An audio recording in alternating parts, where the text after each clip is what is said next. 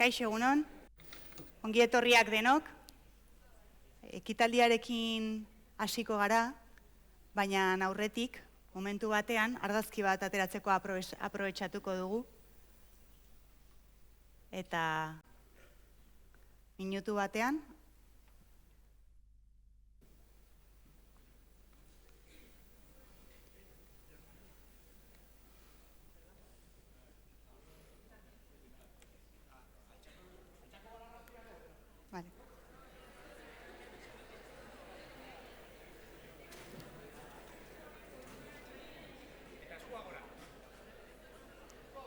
venga, venga.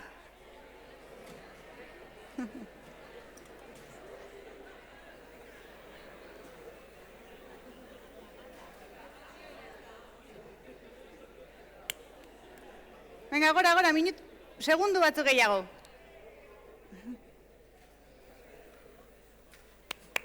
Ai, gehiago. Bai?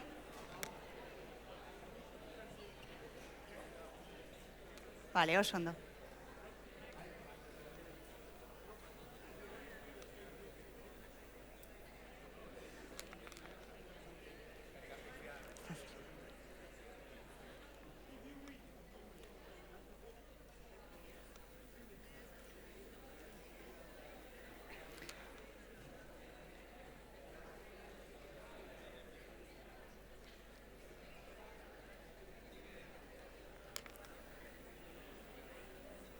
Hasiko gara, egunon guztioi, buenos días a todas y a todos.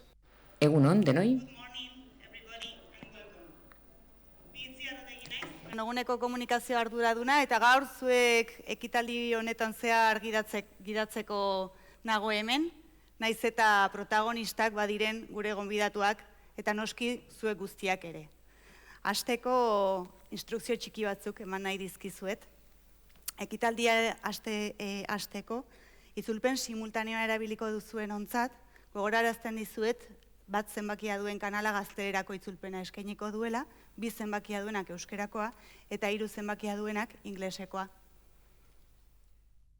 Sare sozialetan ere ondoren argazkiak partekatuko ditugu eta horretarako PasionDIPC hashtaga erabilita ikusi ahal izango dituzue, bideoak eta argazkiak, gero zuen etxeetan eta lagun artean partekatu ahal izateko. Beraz, lehenik eta behin eskerrak eman nahi dizkiet, agintariei, ikasleak, irakasleak, nola ez, udaran hortxe egon direnak ekitaldiaren izen ematearen zai, eta ikerlari gonbidatuak topaketa honetan parte hartzeagatik. 12. topaketa da eta oso pozik gaude, aurtengoa berezia delako, pasioz beterik datorrelako. Passion for Knowledge jaialdian murgilduta daramagu aste osoa, eta horregatik, gogorarazi nahi dizuet, gaurkoan topaketara etorri bazarete ere, arratsaldetan, badauzkagula baita ere, hitzaldi irekiak, Strom astronomia erakusketa inklusiboa ere ikusteko aukera izango duzuela, orain eta datozen asteetan, nauka saioak, bertsoak, pasion txiki, eta streamers saioak ere, badaudela aurten Euskal Herriko jaialdi handi honetan.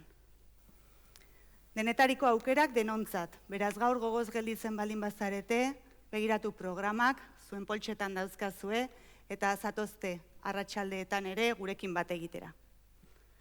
Baina orain topaketen ordua da, ezta horretara etorri zarete, eta ikasleak zarete gaurko protagonistak, goiza elkarrekin emango dugu, eta hasi aurretik errepaso azkar bat egingo diogu, goizan nola joango den gogorarazteko.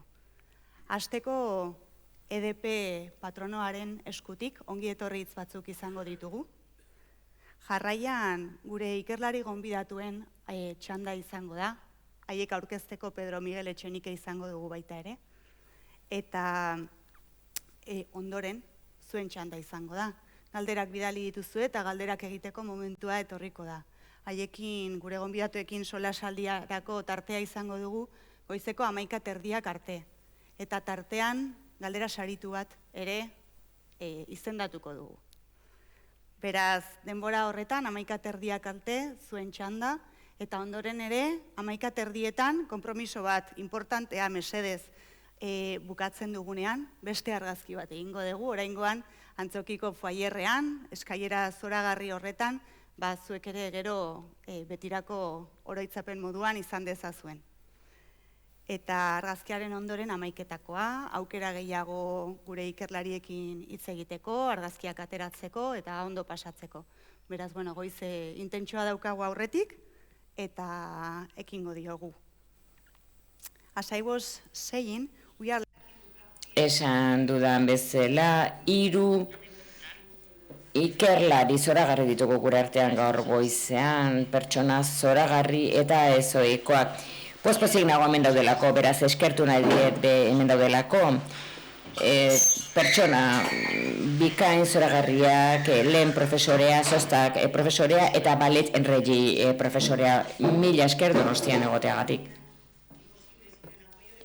Eta ezingo genuke hau egin patrono publiko eta pribatuak izan gabe EDP dago hoien artean.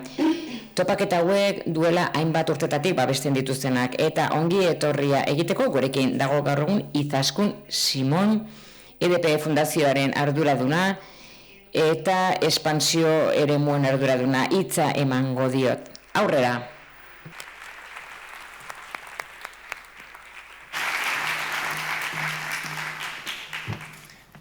Egun on guztioi. Es un placer para mí poder estar. Plazera handia da niretzat gaur hemen egotea, topaketa ezin bereziago honetan ikerkuntza zientifikoari balio ematen dioena, gazteei begira, baita profesionalei ere. DIPC-ri eskerrak eman nahi dizkiot, guna gonbidatzeagatik, eta eskerrak baita ere ikasleei ona hurbiltzeagatik, ona biltzeagatik, haien irakasleei eta ikerlari gonbidatuei. EDP denbora asko darama DIPC-rekin elkarlanean, baina gaurko hau bereziki da garrantzitsua guretzat, gure konpromisoekin lerrokatuta dago hezkuntza sustatzea eta ikerkuntza zientifikoa zuen artean sustatzea, gazteen artean sustatzea. Horregatik egiten dugu horrelako proiektuen alde. Bertan, elkarrizketa bat sortzen baita zientziaren eta gizartearen artean. 3 ditugu gaur hemen, 3 ikerlari, bikainak denak ere, eta argi uzten dute gizartearen ongizatea bilatzen duela eta hori garatzeko lan egiten dutela. Ezinbestekoa izango da haien zeregina, gizarte justuago bidezkoago bat izateko. Horregatik, zientziareko grina piztu behar dugu gazteen artean. Ikaskuntzak ez du geratu behar soilik ezagutza teorikoa jasotzean. Areago, urrunago joan behar du. Esperimentazioa sustatu behar du grina.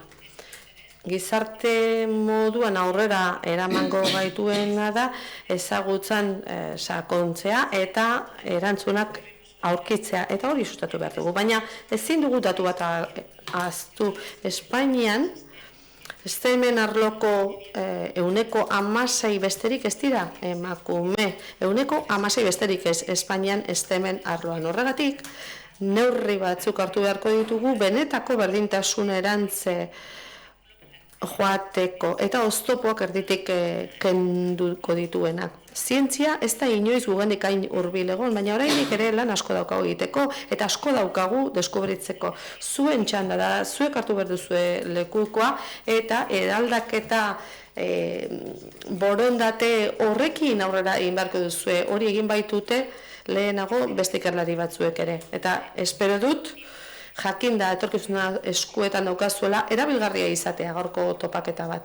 Eta argi geratzea ekarpena handia egingo diola zientziak gizarteari eta ongizateari. Mila esker Izaskun, zure hitzengatik. And finally, we are about...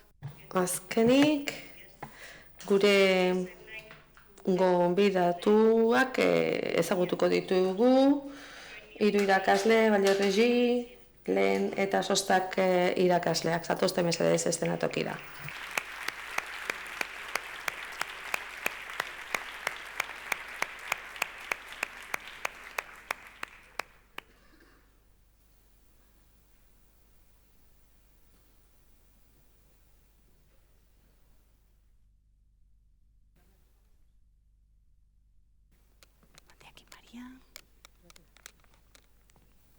here, please.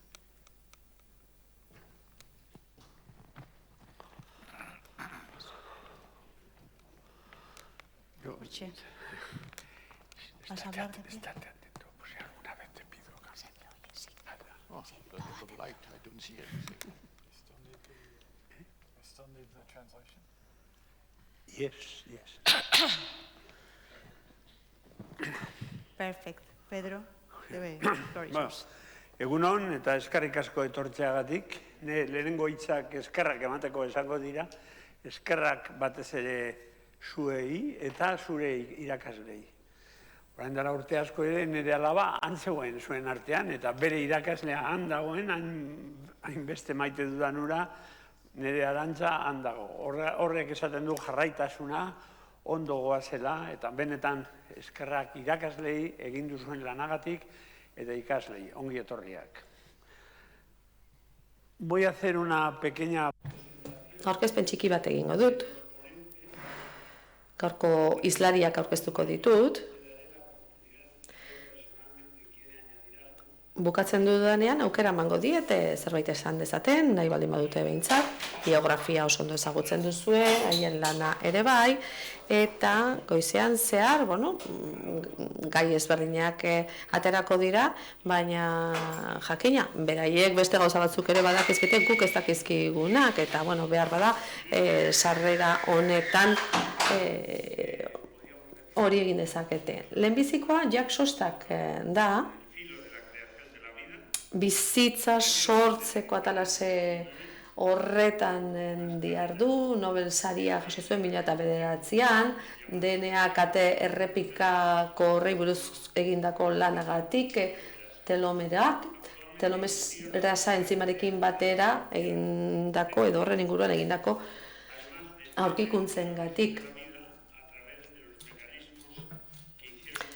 Bizitzaren jatorria aurkitzeko lanean ari da bera, nola sortu ziren lehen molekulak. Zerbait erantzi nahi duzu? Sostak irakaslea? No, I think that's a very good introduction and summary. Eskerrik asko, sarrera bikaina izan da aurkezpen bikaina.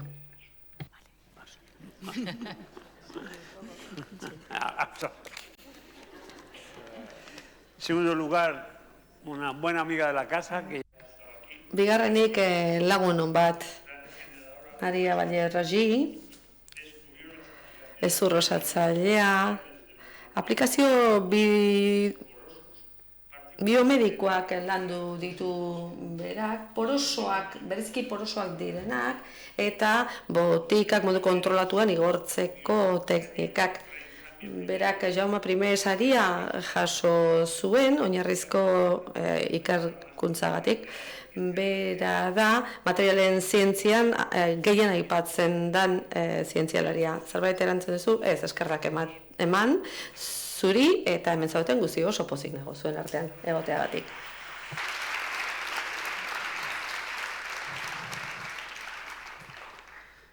Y afortunadamente... Eta zorionez oso ondo ezagutzen dut hurrengo hizlaria ere. Zuzeneko arazoak direla medio. Didier Querol aurkeztu behar dizuen exoplaneten aurkitzailea, baina ez, hemen duguna, Jean-Marie Lehen da, Donostiaren laguna.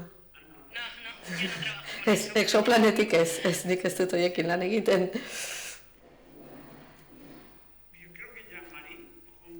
Nik uste du Jean-Marie zirakin batera dela gonbidatuta etorri dena Passion for Knowledge-en edizio guztietara, era batera edo bestera. 2005an hemen izan zen, kimikan lan egiten du berak.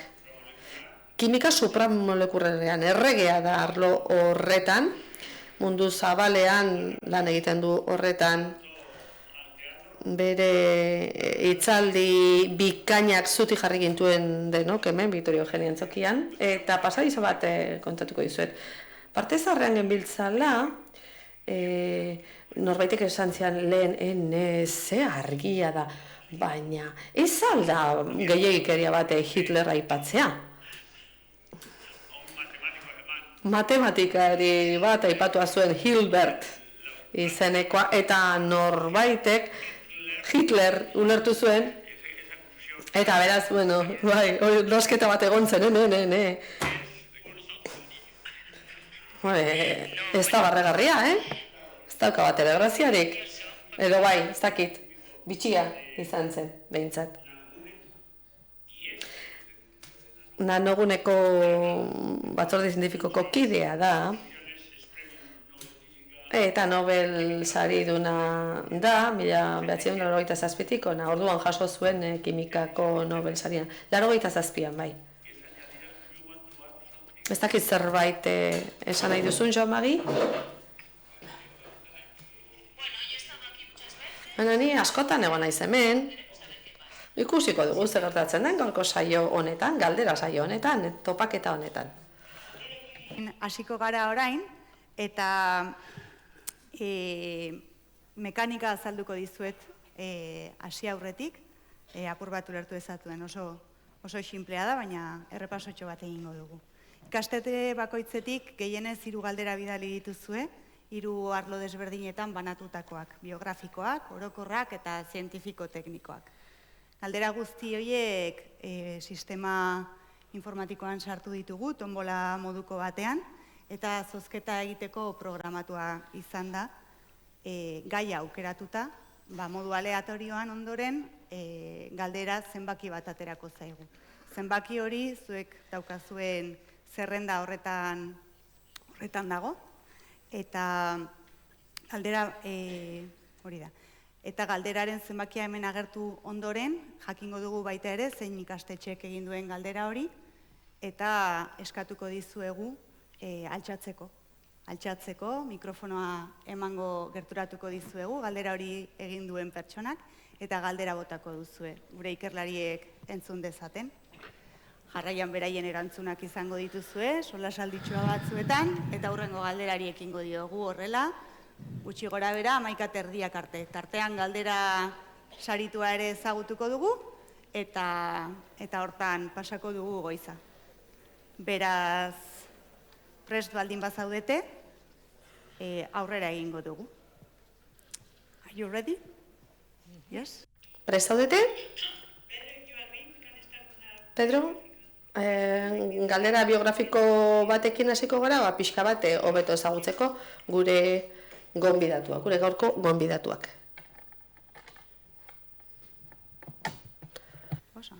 Ea, hori tokatzen zaion lehenengoa da okerrena. Baina, seguro primeran egingo duzuela. 20. galdera, bilatu dezakezue zerrendan, Zumaiatik bidaltzen digute, Zumaia BHItik, eta denei zuzendutako galdera hau da. Oso ondo, hortxe daukagu, eskerrik asko. Aurrera. Kaixo. Zuen garapen profesionalean izan duzuen erabakirik garrantzitsuena zein dela esango zenukete?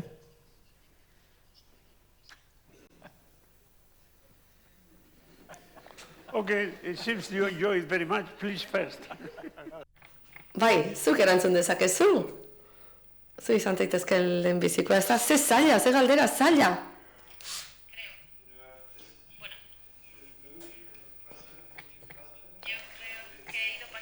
Bueno, nik uste dute galdera batetik bestera joan naizela, bizitzan zehar ez da erabaki aktiborik edo konsienterik egon nor. Ez dut pentsatu izan, edo ez dut gehiegi pentsatu izan, ez? Unean interesgarri iruditu zaidan hori ikertu dut eta hori izan da. Galdera horri era askotan erantzun dezakegu. Lehen erabaki ona izan zen, karrera alde batera ez uztea eta ikerkuntza ez uztea. Ze une askotan izan nuen tentaldi hori, ez da? Tentazio hori izan nuen. Gero laneko erabaki dagokienez, esango nuke onena izan zela, material batzuk ezagutzen dituenik, ez da? Silize egindakoa, kontxako ondartzako bezala, eta horiek laboratorioan sortu genituenean, poro asko zituzten oso txikiak, metodo hori patentatua zegoen Mobil Corporationek patentatuta zeukan, ze alkohola gasolina bihurtzeko erabiltzen baitzuten. Eta orduan erabaki genuen alkohola sartu berrean botikak sartzea erabaki genuen eta partikula horren gainazala antolatzea botikak behar ziren leku horretara eramateko. Jean-Marie. Jean-Marie? Ados. Erabaki garrantzitsuena hartu nuen unibertsitateko lehen urtean. Institutuan, azken urtean, aukera bat egin behar izaten genuen, hemen bezala pentsatzen dut, ezta? Edo matematika, edo filosofia, edo zientzia esperimentala. Eta nik filosofia aukeratu nuen, latina eta grekoa ikasi nituelako, eta beraz, galdera haundiei erantzun nahi nien, galdera filosofiko haundiei gero unibertsitatera joan nintzen, eta konturatu nintzen, filosofian ez dagoela modurik ezer frogatzeko, esan dugun hori zuzena dela frogatzeko, eta orduan zientziara egin nuen jauzi, zehatzago esateko kimikara. Ze kimikan metodo berriak sortu ditzakegu existitzen ez direnak, eta gehiago interesatzen zain niri, existitzen ez den hori, existitzen dena, baina, eta orduan zientzia, kimika ikasten hasi nintzen, ze sentipen hori naukan, ez kontrol bat neukala, zerbait konprobatzeko, frogatzeko gai nintzela, eta hori filosofian etzen gertatzen, eta, filosofian irudimenean gertatzen dira gauzak, eta sentitzen du filosoforen bat baldin badago aretoan. Okay, let's continue. Jarraituko dugu beste galdera biografiko bat aukeratuko dugu eta gero aldaketa egingo dugu.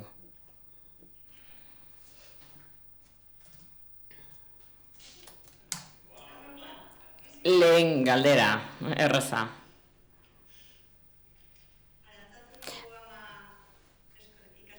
Del Centro Arantzazuko ama de Donostia. Jak sostak entzata. Bera, zea ikusten dugun altxatzen hortxe, bai.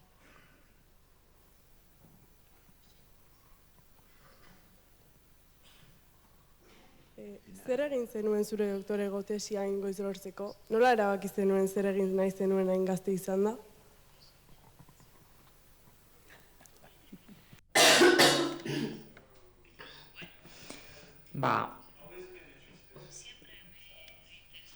Betidanik interesatu zait zientzia txiki-txikitatik.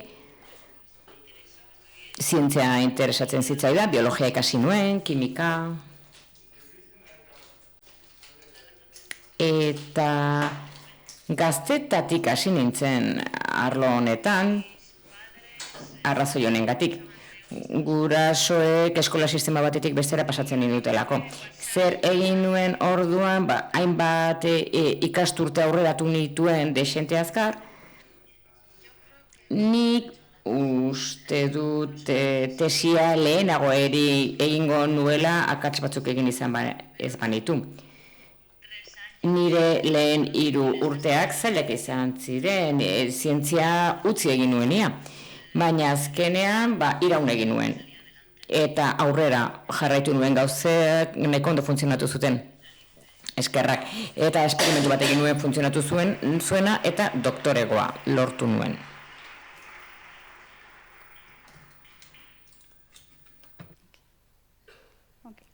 Aldatuko dugu? Orokorra? Bale.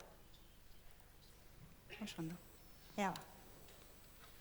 94. galdera, Koldo Mitxelena... Vitoria Gasteiz. Vitoriako Koldo Mitxelenatik bidaltzen dute. Eta hau da galdera, denei zuzendua berriz ere.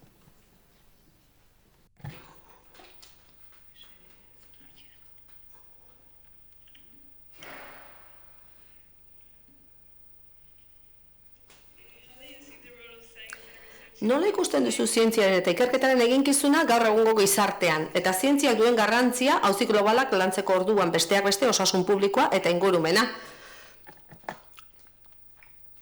Jean-Marie?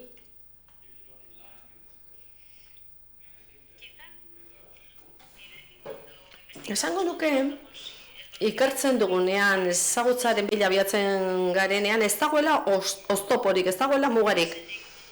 Ez dela oztoporik jarri behar, horiek gizartearen gaiak dira, ez dagokie ezagutzari, eta nik uste dut hori dela esan beharreko lehenbiziko gauza. Jakintza ezagutza ezagutu behar dugu, eta beste guztia kanpoan geratzen da. Behar bada, nago galdera honekin lerrokatuta, baina nik benetan hori defendatuko nuke, hori da defendatzen dudana. Naiz eta bilatu ez, arazoi aurre egiteko edo irtenbide bat emateko modurik onena izango da. Ba ez dakit, zenbaitetan ikuspegi praktikoak egon badaude, erabilgarriak gerta daitezkeenak eta gizartea hor dago, baina jakintzaren bidean, ezagutzaren bidean, ezingo genuke mugatuta egon zientifikoak ez diren gaiak direla medio. Bai, badakite zarkitua gera daitekela nik esan dako, baina horixe defendatzen dut.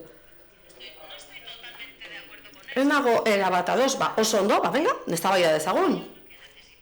Nik uste dute oreka bat behar dugula gai horretan, ze munduan arazo oso garrantzitsuak aztertzen ari dira, eta baliabidea behar ditugu horiek konpontzeko, horiek erantzuteko. Samagik esan duen bezala, ikertzeko gai izan behar dugu, esploratzeko gai izan behar dugu, era guztitako galderak esploratzeko gai izan behar dugu, orain ulertzen ez ditugun gauzen inguruan. Jakin mina daukagu, jakin nahi dugu munduak nola funtzionatzen duen, eta zenbaitetan horrelako galderak dira inpaktu handiena izaten dutenak. Oreka behar dugu oinarrizko zientziaren eta bestelako zientziaren artean. Ados, nago orekarekin, baina nik miresten ditute kosmologoak, ze horiek komentzitu dituzte gobernuak milioika dolar erabilditzaten ikusten ez ditugun gauzetan. Gravitazioaren uinak, noria jola zaizki horiek. Bai, ados. Bai, beraie bezain ona izate gustatuko litzaidake, finantziazioa lortzerakoan, bai, benetan gustatuko litzaidake. Sintesia, Maria. Ados nago biekin, baina batez ere uste dut oinarrizko zientziak beti zientzia aplikatu batera eramango gaituela. Oinarrizko zientzia ona baldin bada, aplikatu batera eramango gaitu. Eta beraz, guk gauza berriak aurkitzen ditugunean, deskubritzen ditugunean, tresna berriak dauzkagunean, niri gustatzen zait hori gizarteari itzultzea, nik biomaterialak egiten ditut. Eta beraz, gustatzen zait laboratorian aurkitzen dugun edozer gauza gaixoaren ohera iristea, bide luzea da hori. Baina uste dut, zientzia onak beti daukala aplikazio bat zuzeneko bat, nire kasuan gaixoari dagokiona, baina era guztietako adibideak dauzkagu fisikaren arloan, mundu zabalean, non garai bateko aurkikuntza batzuk, ez da, txikia izan zena bere garaian, gaur egungo teknologiak harri duten. Esango nuke beraz oso lotuta daudela biak. Nik aprobetxatuko dut, gidari privilegioa moderatu ez izateko, ez, eta nire iritzia emateko. Nik uste dut iraganaren historiak irakasten digula, aurrerapen txikiak ere oso erabilgarria izan direla, ez? Baina ez arlo guztietan edo gai guztietan. Adibidez, kosmologiari dagokionez, Samagik esan bezala, edo bestelako gauzak erabilgarriak izango ez direnak. Baina zientzia da kultura berriaren parte garrantzitsu bat, humanismo modernoarena, ezagutzaren edo jakintzaren bilaketa horretan, eta hor alderdi kulturala, ekonomikoa eta soziala daude, hiruak lerro berean daude, baina ados nago lehen jaunarekin arlo batzuetan presio gehiegi dagoela zientzia gidatzeko, ez da, merkatuko beharrei erantzuteko edo bestelako behar batzuei erantzuteko. Eta uste dute zientzialarioi dagokigula utilitarismotik bestea zientzia. Ze jakintza guztietetik, ezagutza guztietetik ez da dena etorriko. Baina arlo guztietatik etorriko dira ekarpenak beste arloei lagunduko dienak. Erabaki politikoa bai, ados guztiekin, baina utilitarismotik murrundu behar dugu, eta batez ere, zientzialariek libre izan behar dute, beraz, ez zaien esan behar, zer egin behar duten, zer bilatu behar duten.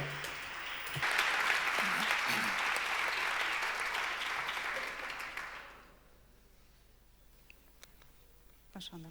Alderatzen bat aukeratuko dugu oraingoan? Bai. Ea ba.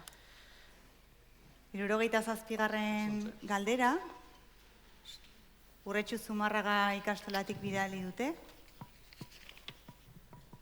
eta sostaki zuzendua dago baita ere.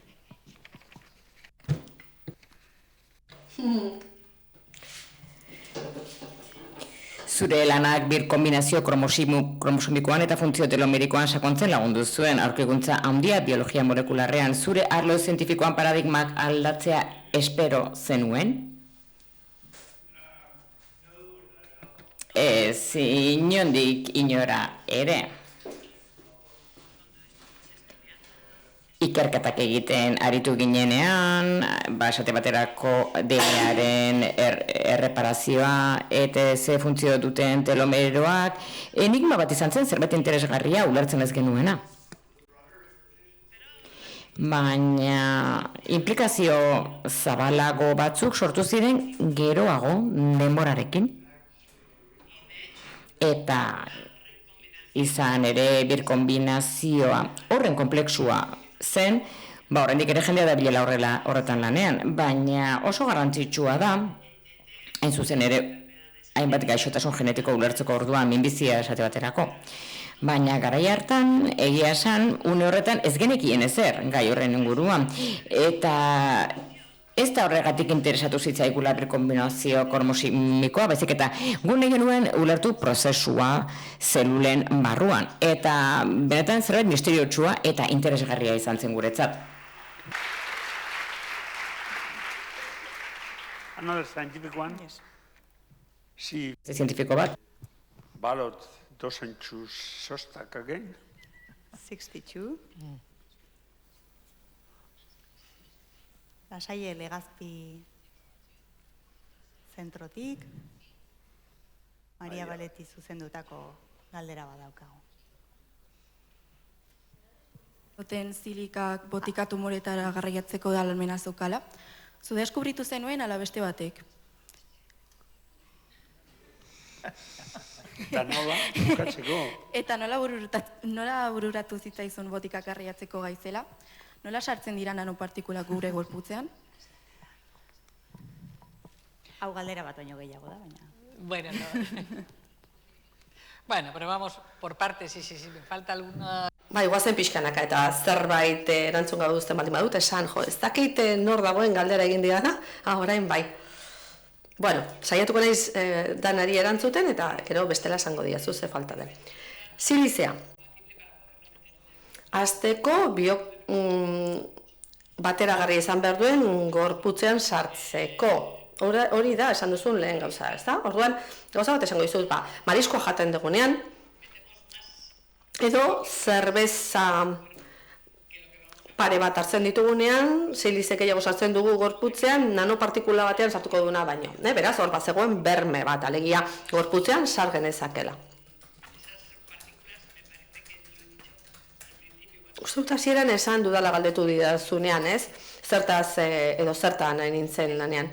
Lehen galdera, beraz, ni lanean arituan nintzen, ez nanopartikulekin, ez bestelako mailan silizearekin. Zergatik materialen bila bintzalako, lagoiko hamarkada zen, petrolioaren krisia handi bat zegoen munduan, eta orduan gasolinaren ordezko zerbaiten bila abiatu ziren zientzialariak, edo behintzat gasolioa zegoen lekuetatik aldentzea bilatzen ari ziren. Bagenekien silizeak bazituela poro batzuek eta hortik alkoholak sartu zitezkela, eta hor erreakzio bat gertatzen zen, azido basearena, eta alkohol horiek batzen joan zitezken oktanoak lortzeko gasolina. Baina hor sartzen zena oso gutxi izan, metanoa, eta garestiagoa zen gasolina baino, beraz hor ez zegoen negoziorik. Zientzari asko, mundu zabalean lanean ari ziren, poro horiek handiago izan zitezen lortzeko, ez da, alkohol handiagoak. Eta ni ere horretan aritu nintzen. Baina esango nuke 91-92 garren urtean Mobile Corporation, estatu batuarrak, formula bat aurkitu zuen. Orain, materiale mesoporosoena, siliziarenak beti ere, non plantilla batzuk erabiliz, inguruan silizea kokaz dezaketen, gero plantillak kenduko zuten, eta material mesoporoso bat aterako zen. Eta nola, propanola, sartzeko gai zen material hori. Handiagoa baitziren poro horiek. Hori jakin zenean, mundu zientifikoan lan asko egin zuen katalisiaren arloan. Hori da orain kontatzen ari natzaizuena. Garai hartan ni kimikatik farmaziara pasatu berria nintzen, eta pentsatu nuen, tira eta zergatik ez txertatu, alkohola txertatu behar zergatik ez txertatu botika, eta horrela horiek modu kontrolatuan askatzeko gai izango gara. Eta horretan bai izan nintzen lehena, hori galdetu diazu, ez da? Materiale mesoporosoetan ez, zegoen patente bat, baina botikak txertatze diokenez, bai, eta behin botika sartzen hasita, eraskotakoak sartu ditzakegu, antibiotikoak edo minbiziaren kontrakoak, nahi dezuenak, ze botika gutxi gora bera nanometro batekoak dira, eta poroiek 2 nanometrokoak dira, eta orduan, asko sartu daitezke, eta hor beste boom bat etorri zen ikerkuntza arlo zabala ireki zuena, eta jende asko dabil horretan. Nola txertatu horiek? Odol korrontetik, non bilatzen den tumorea dagoen puntu hori, leku hori, eta nola lokalizatu, nola identifikatu, zelula horiek barruera emateko, tumorea ezagututa, nanopartikulen gainazelean kokatu daitezke, eta ez dakit guztiari erantzun dizudan. Bai, zuzeu izan dute zinen edo beste norbait, ez bideo hori. Nik aurkitu nuen alkohola txertatu beharrean, botika txertatzea, materiala bera patentatuta zegoen Mobile Corporationek patentatua zuen.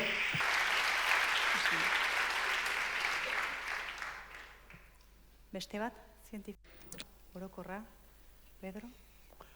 Orokorra. 33. galdera, Carmengo ama zentrotik bidaltzen digute, Pasaiatik, eta denei zuzendutako galdera hau da.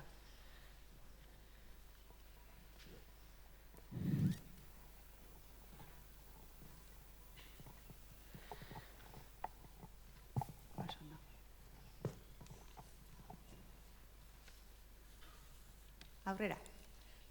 Zerk bultzatu zintzun zientzialari izatera?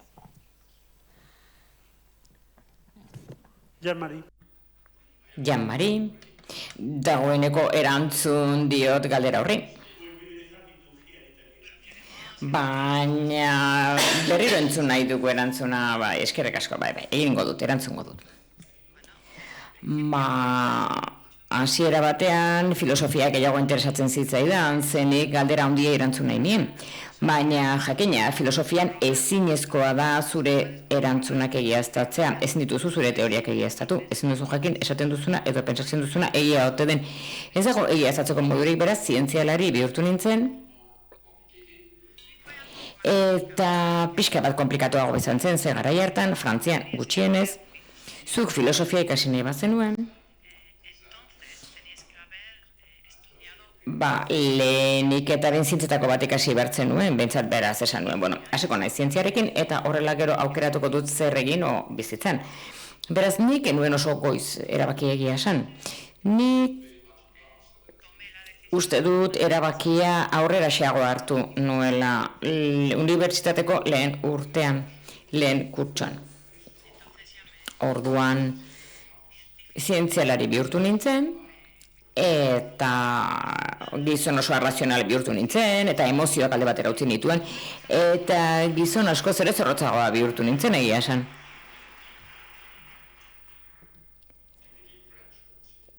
Tipikoki frantzesa, frantzes tipiko bat, egia esan. Bueno, nire kasuan, niri pixka bat kostatu zitzaidan jakitea zer egin nahi nuen. Unibertsitatean hasi nintzenean gehiago interesatzen zitzaizkidan matematikak egia esan. Baina gero nahiko abstrakto iruditu zitzaizkidan geroxeago eta gehiago nahi nuen aztertu ikus nitzakeen gauzak, ukitu nitzakeen gauzak, puzleak, enigmak ebaztea laborategian horrek erakarri ninduen egia esan. Eta gero, benetan harrapatu ninduenak, zientzia arloan izan zen, zuk zerbait berri aurkitzen duzunean, eta zerbait lehen aldiz ikusten duzunean, beste inork sekula ikusi ez duen zerbait, benetako sentipen zoragarriaz izaten da. Eta horrek eraman ninduen ikertzen jarraitzera eta gauza berriak aztertzera. Eta uste dut,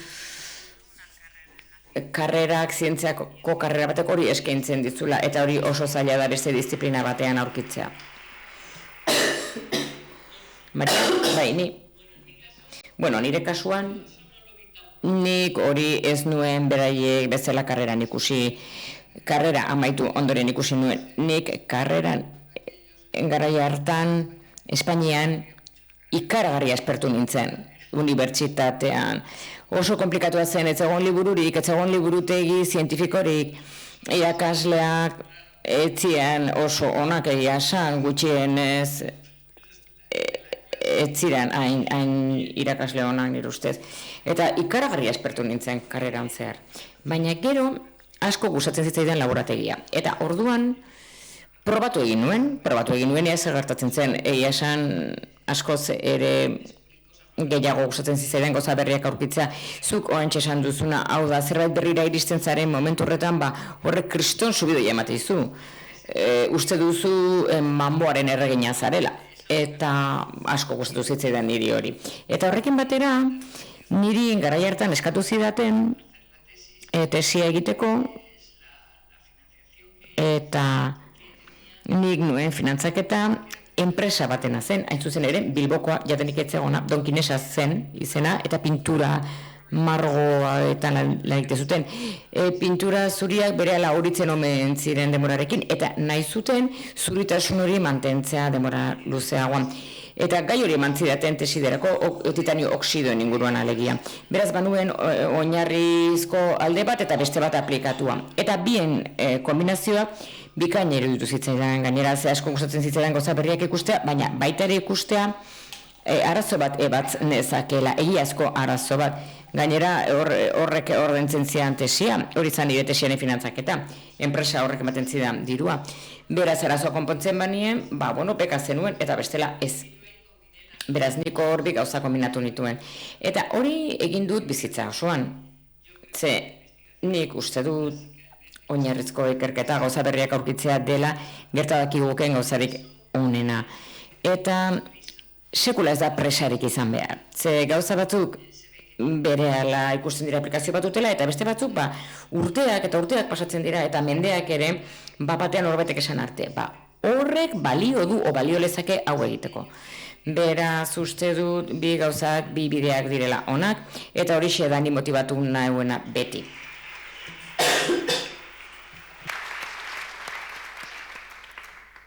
Yo tuve buenos profesores. Nik irakasle onak izan nituen, liburu onak eta izugarri gustatzen zitzaidan arazoak problemak ebaztea. Ez nituen horren laborategi onak izan, horregatik joan nintzen teoriara. Baina zuek, irakasle bikainak dituzue, nik egiaztatu dut, liburu zoragarriak dituzue, matematikako liburua batxilergoan, nik landu behar izan dut, zuzena, paralela, plano, perpendikularrak, puntua eta bar, egia esan tratatu oso onak dira, beraz zorionekoak zarete, eta aprobetxatu duzuen aukera. Esan dezaket gauzatxo bat nahi duzun guztia. Lehen esan dizuena, zuk benetan ezin duzu imaginatu ere, ze suertea duzuen, hau da, nola egin duen aurrera zientziak eta baita ere hezkuntzak eta baita ere irakaslegoa Espainian azken ia 50 urte hauetan. Ze egia da, lehen ez zegoen testu libururik. Dena apuntekin egiten genuen. Irakasleak eskolak ematen zituzten txartel horiska batzuekin, ze denbora pasala horitu egiten zitzaizkien paperak. Etzen nuen nora jo konsulta bat egiteko. Gaur egin liburu mordoa dago, bueno, orain eta duela jago eta marrute ere, bai, liburu mordoa dago, gainera bikainak dira guztiak, denon eskura, zuen eskura daude, eta gero irakasleak ere ondo prestatuta daude. Beraz, multzo horre guztiak eta zuk esan duzuna, Pedro, egundoko suertea duzuela, eta niri inbiria asko ematen didazuela, eta Euskal Herria berezikiz, lehen ez zeuden liburuak euskaraz, eta orain liburu zoragarriak daude euskaraz, eta irakasle zoragarriak euskaraz, eta gaztelania ere, askatasuna betago, hizkuntza aukeratzeko.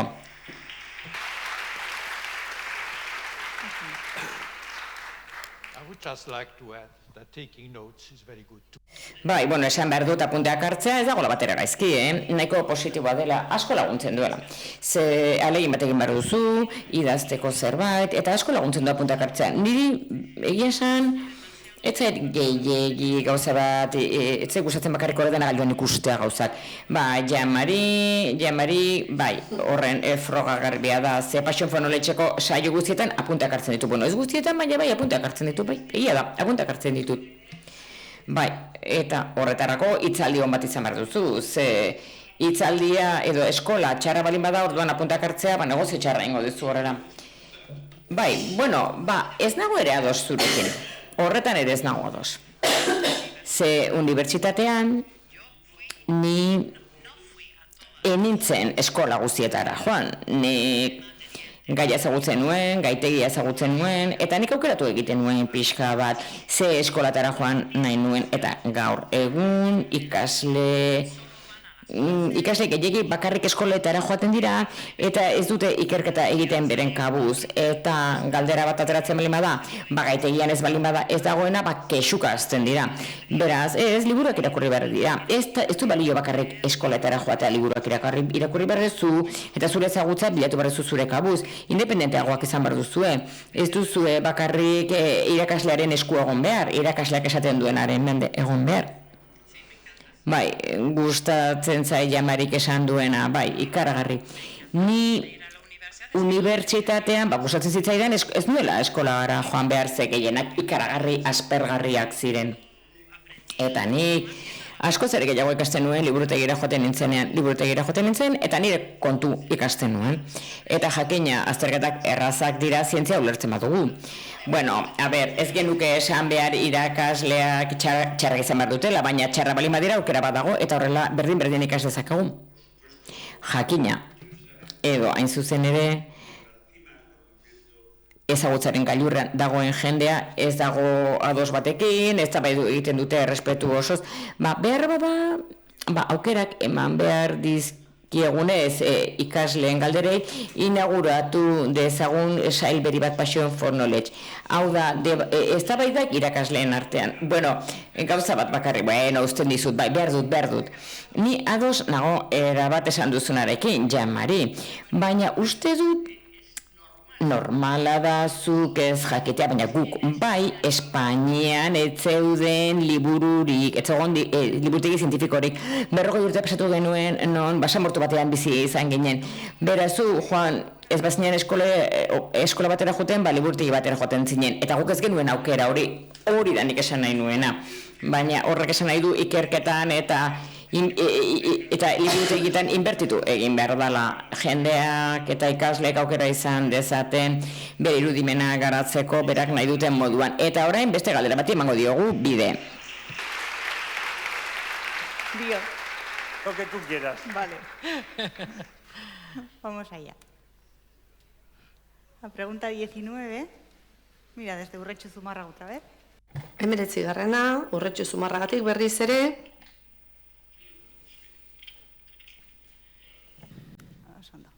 Zuk jaso dituzun Zu jaso dituzun aitorpen eta sariak helburutzat izan dituzu edo zure lanarekiko beti anik izan duzun pasioaren frutu izan dira? I think I give to you. Absolutely, it was never a goal. I never thought... Sariak ez ziren inoiz izan nire helburu. Nik enuen inoiz pentsatu sariak irabaziko nituenik. Telomerok ikasten ari ginenean, nik enuen, ez zitzaidan bururatu ere egin sari bat jasoko nuenik. Elementu horiek, osagai horiek aztertzen genituen, jakimina sentitzen genuelako eta sariak askoz geroago etorri ziren. Ez geneukan arrastorik ere. Jean-Marie? Erantzun oso simple bat dago. Galdera horri. Aitortza etzen helburua izan. Nik artikulu askoz gehiago argitaratu ditut Nobel saria irabazi eta gero ez dut interesa galdu saria eskuratu eta gero, behar bada artikuluak ez ziren ainonak izango. Maria? Ez, nik ez ditu sariak bilatu, beti harriduraz jaso ditut, opari moduan hartu ditut, ze zientzialari asko dago lan oso onak egiten dituenak, baina badakizu ez gertatzen den, asko daudenean bati egokituko zaio saria. Beraz, nik ez dut inoiz bilatu, baina beti gustatu izan zaizkit.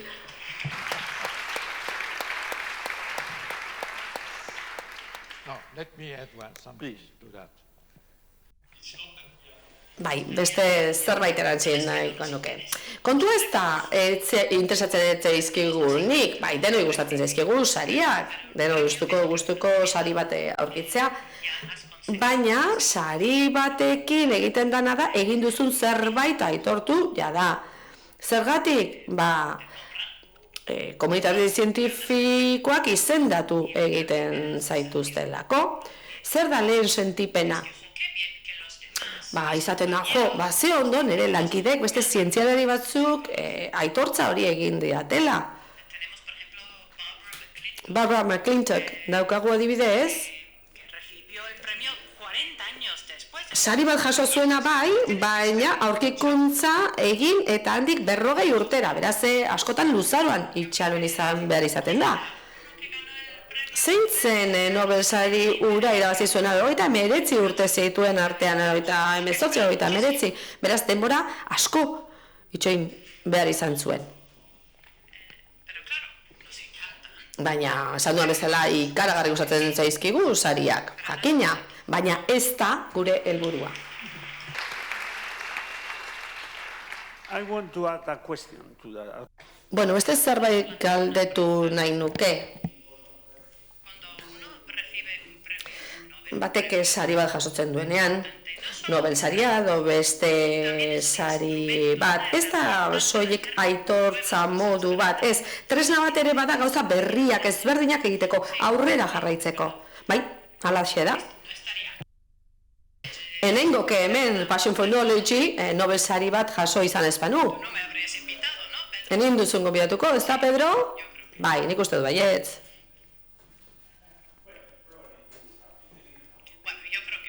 Baietz, esango nuke, berdin gonbidatuko zintuztegun Jean-Marie.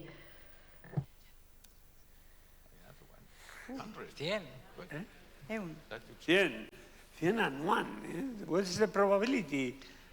Zein da probabilitatea? Bai, 100 eta bat atera dira. 200 galderen artean, zein da probabilitatea bat eta 100 ateratzeko?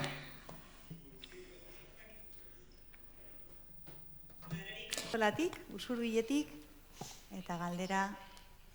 Gaur egun duzun jakintzarekin gure adinera bueltatuko bazina, zerbait aldatuko zenuke zure bizitzan, eta ala bada zer? Maria? Nik egia esan, asko zereko zatuko nukeen ikasten, esan dizuet eskola bitartean eta karrera bitartean, nintzela bat ere motibatua sentitu. Nik uste dut orain motibatuta sentitzen naizela, zelen esan dizuen bezala, gaur egun dauden liburuekin eta irakasleekin. seguru nago askoz ere gauzak gehiago ikasiko nituela, eta agian beste gauza bat egingo nuela kimikan, batek daki. Beraz, gustatuko litzaidaken aukera horiek izatea, hau da, une honetan zuek dituzuen aukera horiek dudari gabe.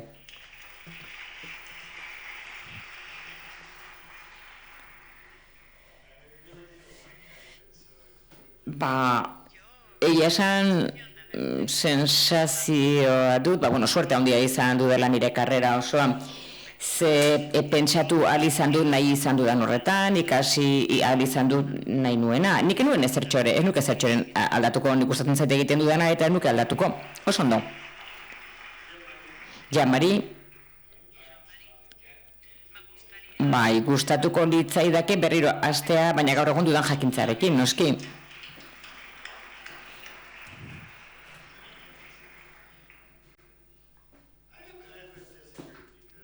Bueno, ez nago ados, esan duzun horrekin.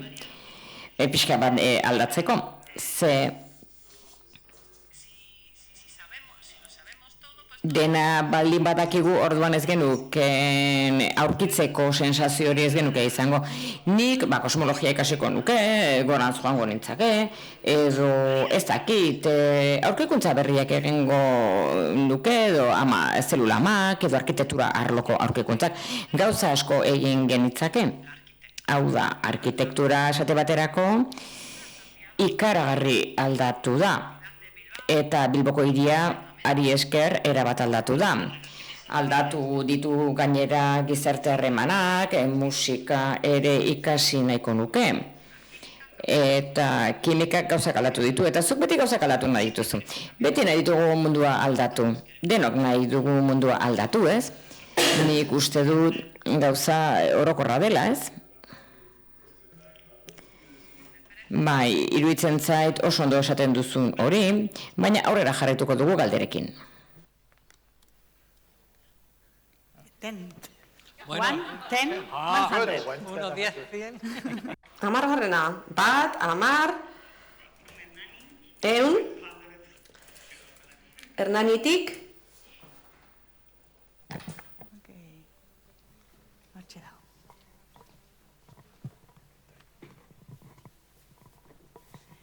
Zergatik erabaki zenuen biologia ikastea? Argi zenuen aspalditik edo momentuko erabakia izan zen?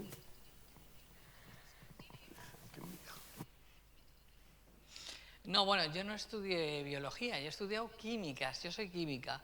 Lo que pasa que, como os digo, cuando empiezo con el mundo de las nanopartículas y, y los biomateriales también, para colocarlos en el cuerpo humano, pues o aprendía biología y fisiología o iba mal.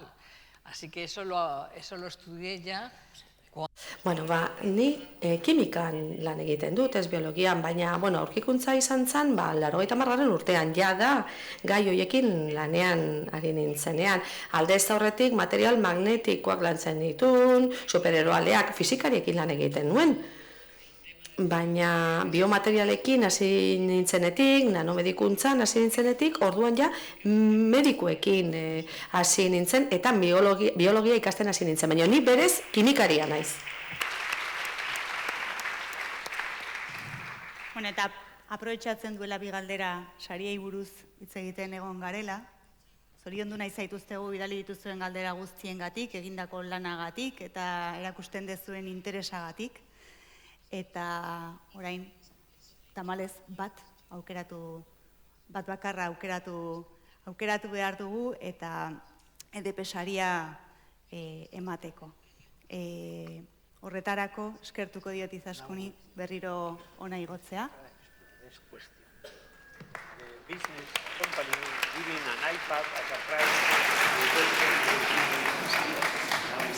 Eta adieraziko dugu orain zein den aukeratutako galderaren zenbakia, 21. galdera izan da, eta galdera hau Aldapeta Maria ikastetxeko Maria Azpiazu Etxanizek egin du. Mariari eskatuko diot mesedez altxa eta gurekin etortzea. Etorri, etorri. Barkatu.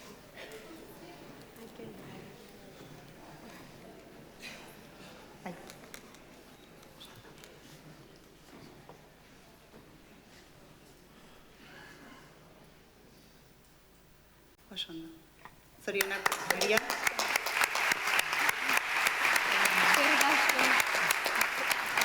Argazki bat egingo dugu lehenengo guztiekin, eta ondoren galdera egingo dugu. Altxa, mesedez. Stand up, please. We will do a picture with you, and then we will make the question. Zorionak. Otra vez.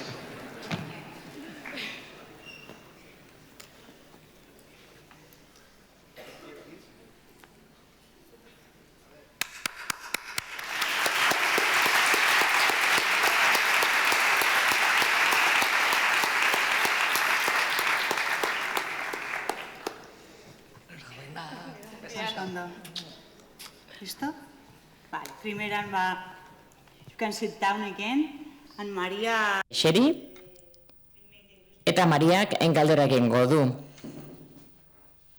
Kromosomen puntak babesten omen dituzte telomeroek, hauek degradaziotik babesteko. Eta ikertzaile batzuk kromosomak luzateko aleginetan dabiltzan, jendea gaztetzeko asmoz. Posible alda hau, eta arazo etikoak ekarriko alditu.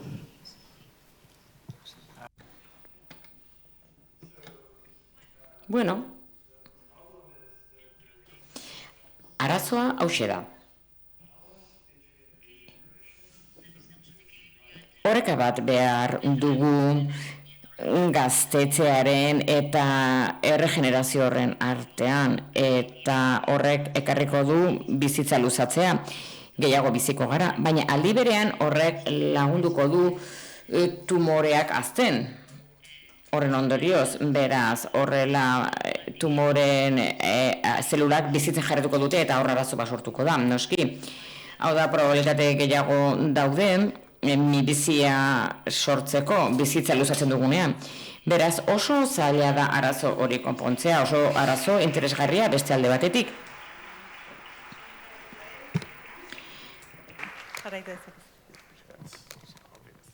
The ethical problem Yeah, is you don't can want add to hurt whatever you people. want. Okay. Entzun duzun hori. Because you don't want to hurt people when you're trying to develop something that helps them.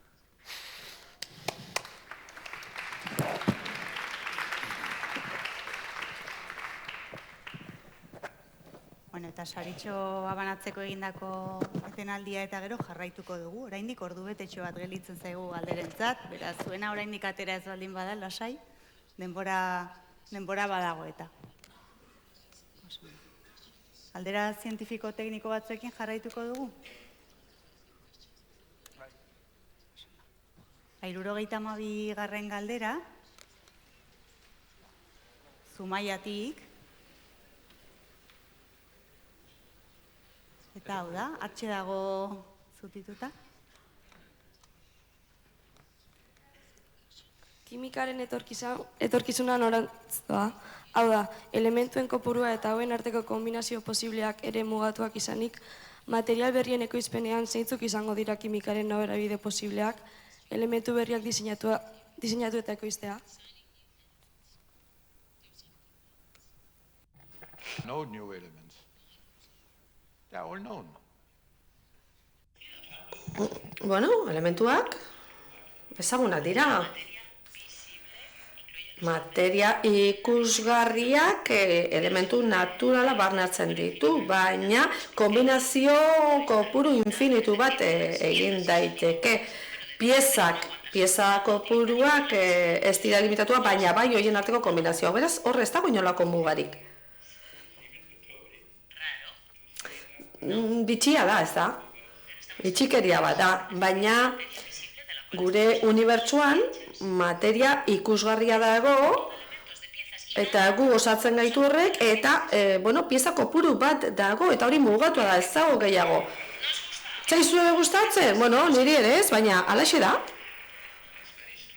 Oso bitxia da, oso arraroa, ez da? Bueno, etxitu ere egiten gaitu. baina gure unibertsoa horrelakoa da, behar bada beste unibertso batzuetan gauzak beste erabatekoak izango dira, baina tira. Halaxe dira gauzak hemen.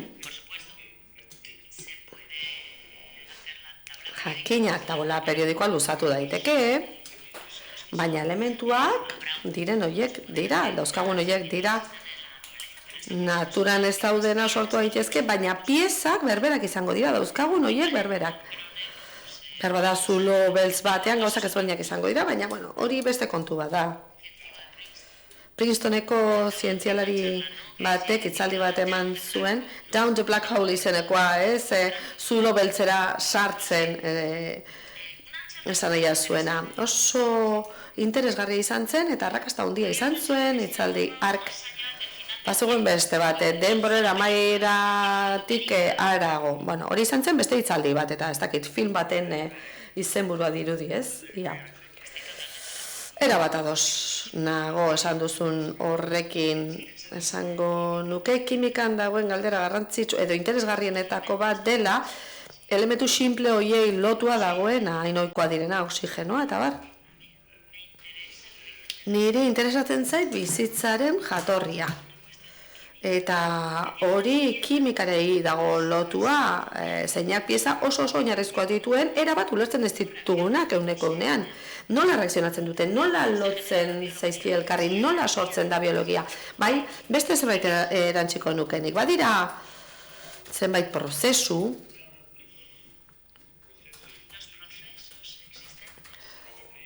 indarrean daudenak edo ezagutzen ditugunak, eta hoien arabera badirudi unibertsa autoantolatu egiten dela, termodinamikaren hasieran zerbait gertatu zela. Kosmologo batzuek diote gainera Big Bangean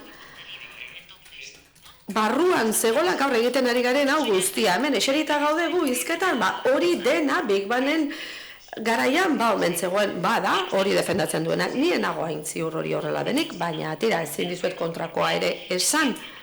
Ze zientzian ezin duzu ezerrukatu, frogarik ez baduzu behintzat.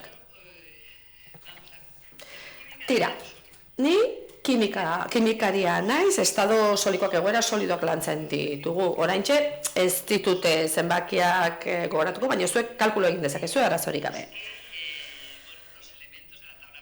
Taula periodikoko elementuak ehundiko eran dira, eta esan bagik esan duen bezala, horietako batzuk artifizialak dira, baina dauzkagun hoiekin, taula periodiko laburarekin ere, ariketa bat egin dezakezue, ikusteko zenbat konposatu lireteken posible.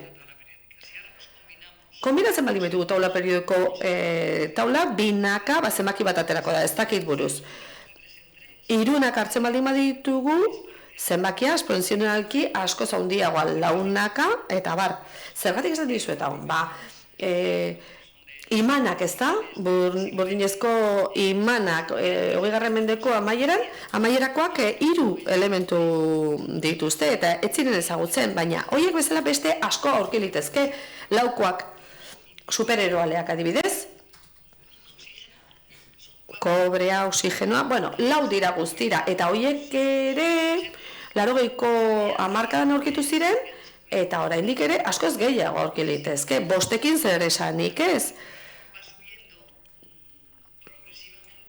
Pixkanaka gora egiten dute 5 milioitik gora 4 elementuekin. Beraz, egoera solidoaren kimikaren barruan, eta nik hori aldarrikatu nahi dut,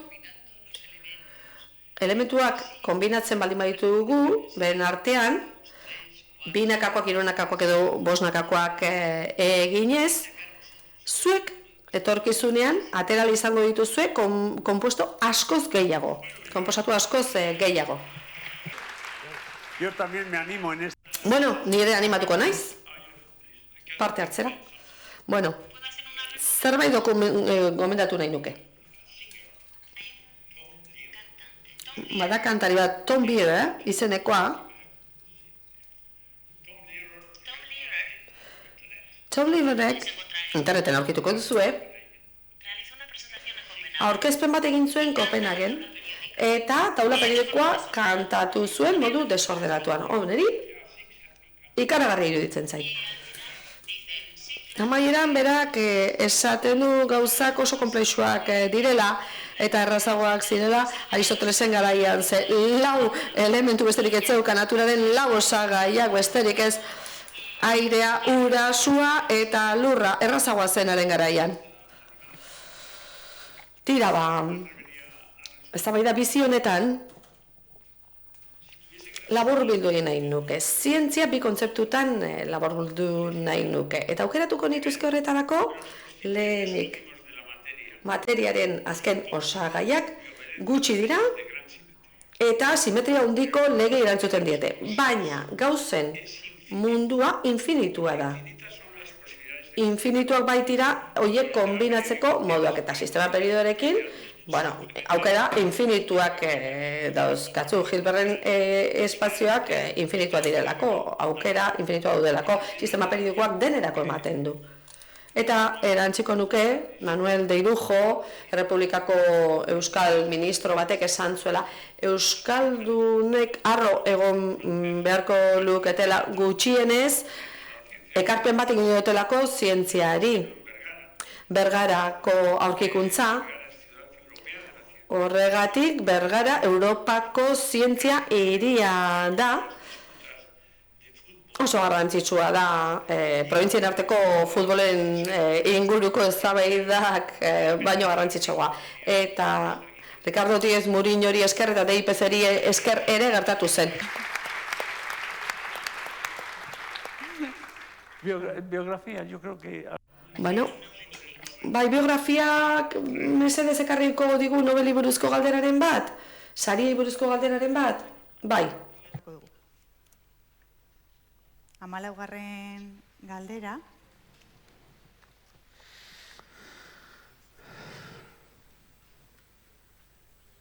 Sostakentzat da.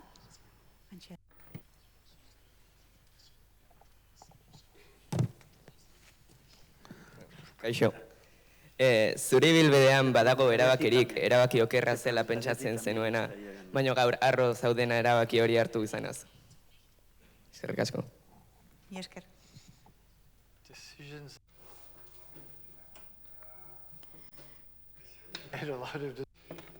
Egia esan, erabaki oker asko hartu ditut iraganean, eta ustez zuzenak zirenak. Bereziki, adibidez, arlo zientifikoan egin nahi nituenean, nire karreraren hasieran. Baina, uste dut, gutxienez esan dezakedala asko ikasi dudala egindako akatsetatik, erroreetatik. Uste dut garrantzitsua dela galdera egokiak aukeratzea. Eta hori da ikasi dudan zerbait. Batzuetan ezin bait jogu galdera bati erantzuten, ez dugulako teknologia edo babes nahikoa hori egiteko. Baina nire akatsetatik abiatuta ikasi dut ondo aukeratu behar direla galdera interesgarriak izan behar dutela eta erantzungarriak ere bai noski. Aukeratzen dituzun galderak ez balin badira zuzenak, gero oso zapuztuta sentituko zara. Baina aukeratzen balin baduzu adibidez jendearekin eztabaidatu ditzakezun galderak eta baliabidekin erantzun badezakezu, askoz ere hobea da. Jamari, zerbait esan nahi duzu gai honen inguruan? Bai, batzutan egia esan hankasartzen duzu, arlo zaldatzen duzu, eta hori erabaki hon bada, bai. Baina, galdera da, ea uste duzun, erabaki bat hartzen duzula, eta gero konturatzen zera, okerra zela. Bai, hori ere gertatzen da, bizitzan, ez?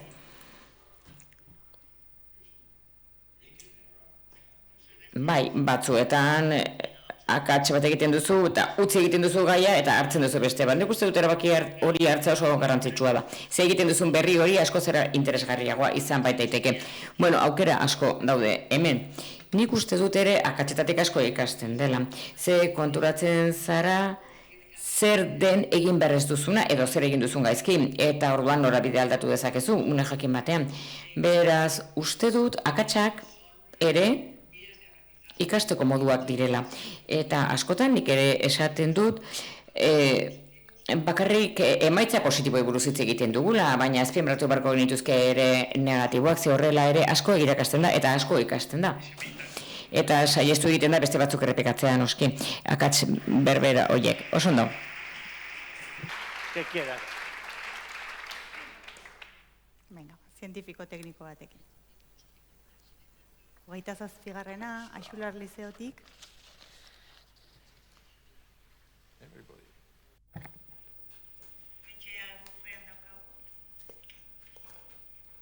Aquí adelante. Hemen aurrean.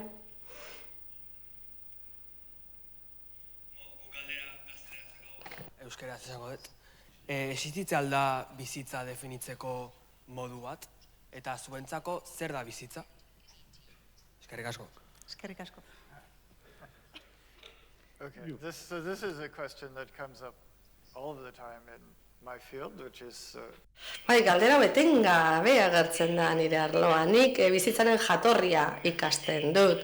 Eta askotan jendeak zaitu, baina nola ikas dezakezu bizitzaren jatorria ez badaukazu bizitzaren definizio bat? Bueno, ni horrek nahastu egiten nau, ze bizitza gauza bat baino gehiago dira, ez dauka zentzu bakarra, esan nahi bakarra, bizitza termino horrek. Zientziako galderetan bide bat bilatzen dugu, kimikatik biologiara bidean, eta hor leku ezberdinak aurkitzen ditugu. Eta hor esango dute, batek esango du babira bizitza, hemen hasten da, beste batek esango du ez beste puntu honetan. Bueno, horrek pixka bat galdarazi egiten, nau, zen saiatzen naiz kimikatik biologiara doan bide hori ulertzen. Bizitza aplikatu daiteke modu askotara, gauza askotara. Kontziente den edozein entitatera aplikatu daiteke, baina hori ez dago lotuta Darwinen evoluzioaren teoriarekin. Sistema informatiko batzuk bizirik daudela esaten dugu. Zergatik, konfiantza handia dutelako beraiengan, baina hori kontzeptu oso ezberdina da. Termino hori, bizitza, erabiltzen da, gauza ezberdinak deskribatzeko eta horrek, nahasketa ekartzen du, nire ustetan. Maria? Oso konplexua da, oso zaila da galdera hau. Lankideak esan denaren ondoren hor utziko nuke. Osa, Magi?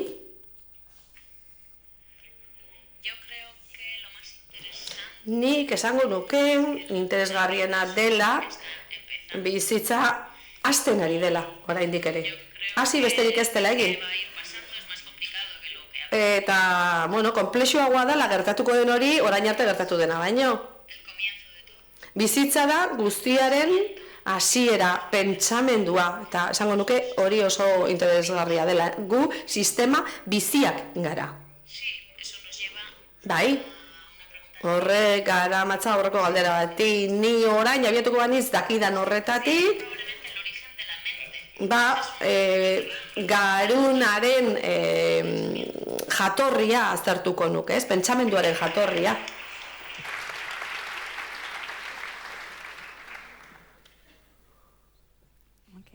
Orokor bat? Bio? Bio? Denbora daukagu. 16. galdera, la Asunción ikastetxetik bidali dute.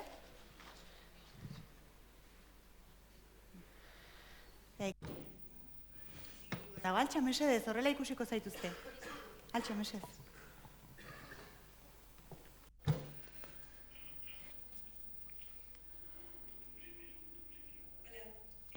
Kaixo, egin zenituen ikasketak lortu duzun helburua lortzera bideratuta zeuden, edo aitzitik. Ikerketek beste norabide bat zuten, edo beste arrazoiren batengatik iritsi zinen aurkikuntza horretara? Eskerrik asko. Ez, nik garaiatzen egiten dituen ikasketak ez zeuden bideratuta gero lortu dudan horretara. Egia esan, geroxeago otorri zen, askoz geroago egia esan. Beraz, niretzat, orain egiten ditudan ikerketak, uste dut direla nire bizitzan egintudan garrantzitsuenak, ze hasiera batean batetik bestera ibili nintzen, gora berekin, garai hartan hasierak estapenak ez ziren batera errazak, atzerrira joan bar izan nuen, ez genuelako, ez laberik, ez materialik, ez produkturik ikerketak egiteko, egia esan garai gogorra izan zen. Eta uste dut gaur egun egiten dudana dela benetan bete zen hauena, bete egiten hau, eta niri gustatzen zaidana, egia esan, baina une hartan nuen imaginatu ere egiten, ez nuen ez teknologiarik, ez materialik, ez laborategirik, ez ezer aurrera egiteko. Beraz, gaur egun egiten ditudan ikerketek asko zere norabide desberdinagoa dute, ez dute zer ikusirik hasierakoekin eta arrazoia hori izan zen. Ez nituelako bitartekorik eta orain duela ja 80ko hamarkadatik aurrera bai aukera izan dut, bitartekoak izan ditut, 80ko hamarkadatik aurrera esan ezake baliabidenekoak izan ditut eta utzi bakin ditut lehen komentatu dizkizu edan aurkikuntzak. Jamari, bueno, asumitu dezagun ez dagoela mugarik tresneriari dagokionez. Eta gailuei dagokionez. Modu asko daude gauzak enfokatzeko. Hau da, niri garapen logikoa gustatzen zaizkit. Eta jadanik esan dut filosofia interesatzen zitzai dela, baina non dago filosofia adimenean, ez? Eta adimenea non dago sistema nervioso batean, nerviosisteman. Beraz, une batean nire buruari galdetu nion 65. urtean, 1965 aldera. Kimiko batek egin aldiezaioke ekarpen bat nerviosistemaren funtzionamenduari? Eta, bueno, gauza simple bat esateko, hau da, potentziala beti sodio eta potasioaren arabera dago, sodio eta potasioaren horrekaren artean, beraz esan, bueno, ederki, sodio eta potasio badakit non dauden, eskuragarri da ni bezalako kimikari batentzat, beraz, molekulak egon daitezke, egon beharko dute sodio eta potasioaren artean bereizten dutenak. Egin ditzagun molekulak sodioa edo potasioa hartzen dutenak, eta batean eta bestearen artean hautatu, eta hori izan zen nire lanaren hasiera. Gero lana izan zen aitortzea, ikustea molekulak nola bereizten duten sodio eta potasioaren artean. Eta gaitasun hori izan behar dute, errekonozimendu ahalmen hori beraz, landu egin genuen errekonozimendu molekularra. Eta hori interakzioaren esku dago. Eta gero pasatu ginen kimika sopre molekularrean lan egitea, eta bar.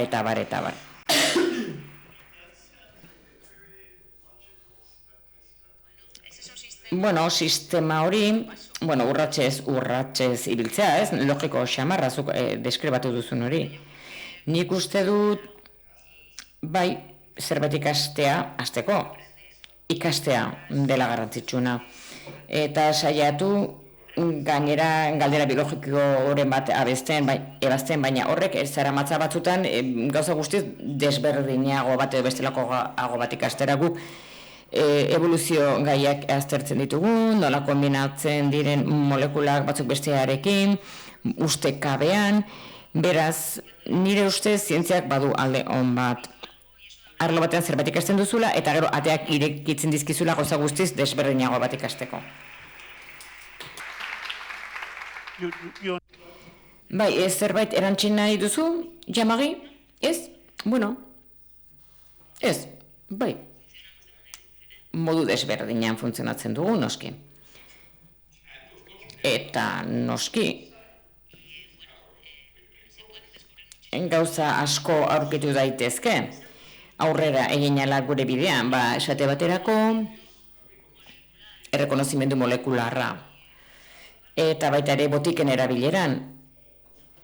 Hau da, nola errekonozitzen dira molekulak, kimika sopre molekularrak zer ikusia du molekulen arteko interakzioarekin, eta hor mundu oso badago, noski, interakzio horietan. Ederki. Ok. Etika zientifikoan. Zientifiko bat. Eben, sorry. Haurtzaro. 47. 47. zen zenbakia, eta hau da galdera.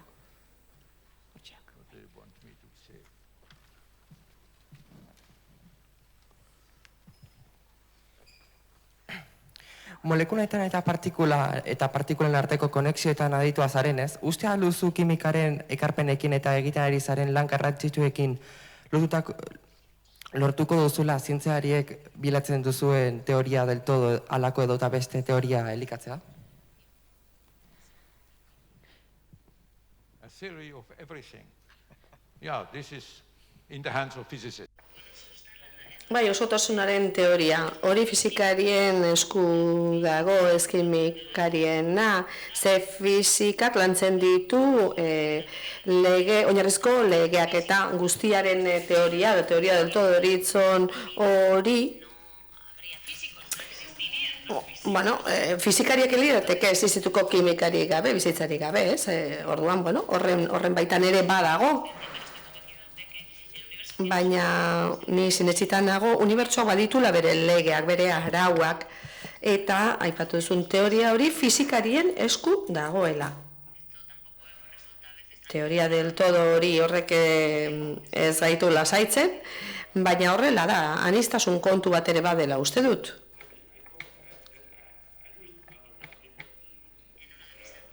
Nire artikuluetako batean, gogoan daukat, ez dakit ospakizunen bat zegoela kimikaren arloan, eta zerbait idazteko eskatu zidaten. Kimikari buruz zerbait idazteko eskatu zidaten. Eta esan zer da kimika fizikarientzat? Fizikarien eta kimikaren arteko harremana da akustikaren legen eta Beethovenen sinfoniaren artekoaren pareko zerbait. Beethovenen sinfonia akustikoa da, baina akustikaren legeak ez ditu barne hartzen espresio posible guztiak, hori da nire erantzuna. So, Jean-Marie, the theory of everything will tell us nothing. Osotasunaren edo guztiaren teoria horrek ez digu ezer esango danari buruz, interesgarria den zer. Bueno, bai, baliteke. Bai, hori zure kontua da, zure lana da, ez da, fizikarien lana da. Andersonek aipatu zuen, bere garaian. 51. Ekintza ikastolatik bidali dute, eta Mariaren zada.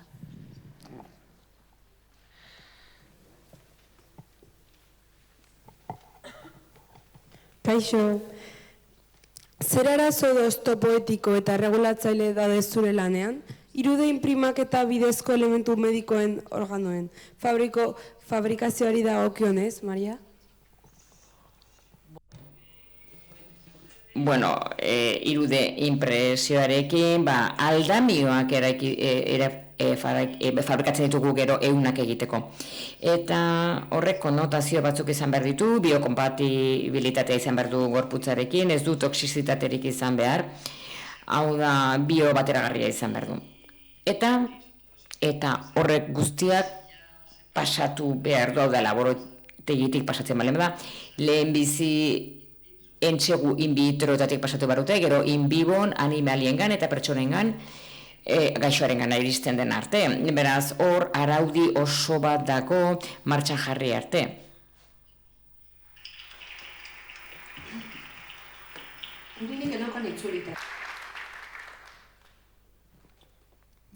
Orokor bat?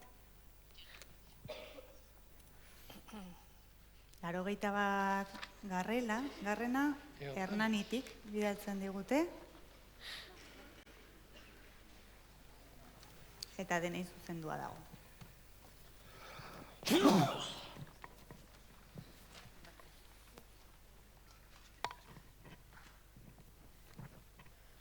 Zenbait kasutan, zientzialarien eta ikerlarien bizitzan proiektuek eta ikerketek porrot egiten dute ikerketa prozesuan zehar. Halakorik eduki baduzue, zer ikasi duzu horietaz?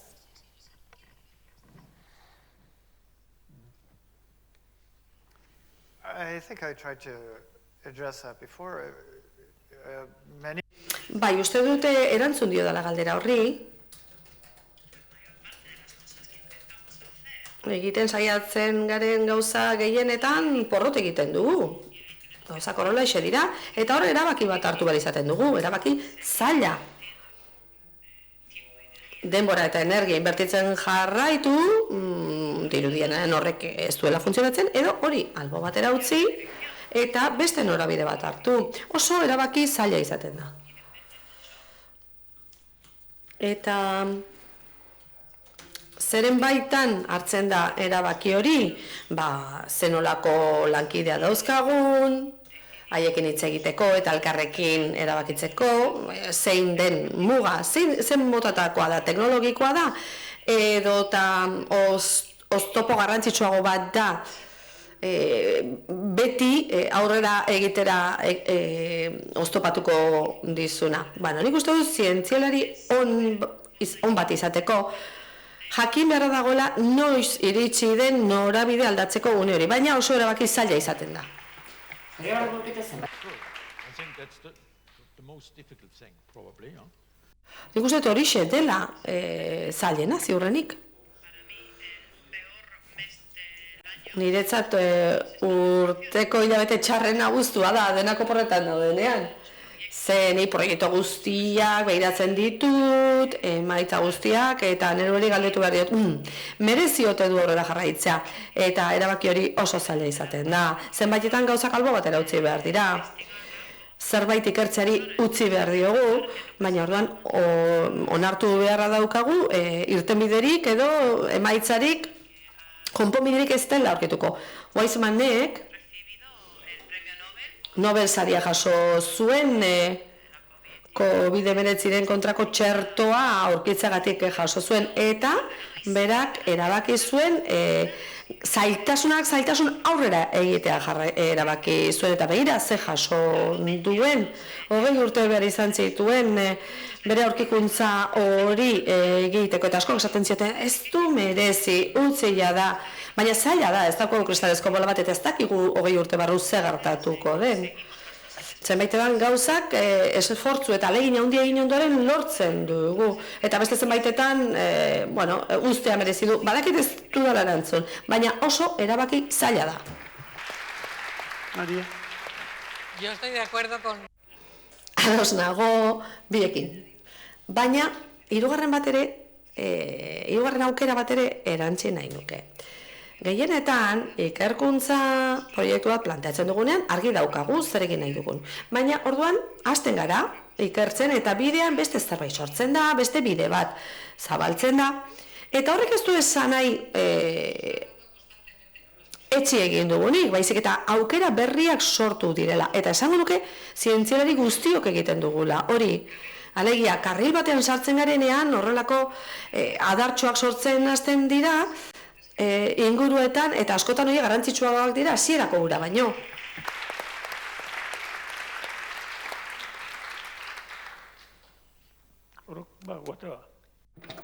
Nahi duzuna.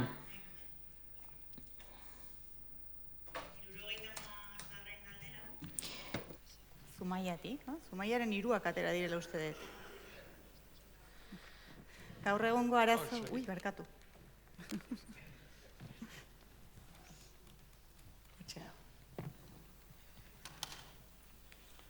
Gaur egungo arazo larrienetariko bat, minbizia izanik, posible ikusten duzu zelula tumoralak identifikatzeko eta hiltzeko gai diren nanorobotak edo virusak sortzea, etorkizun nahiko laurrean. Eskerrik asko.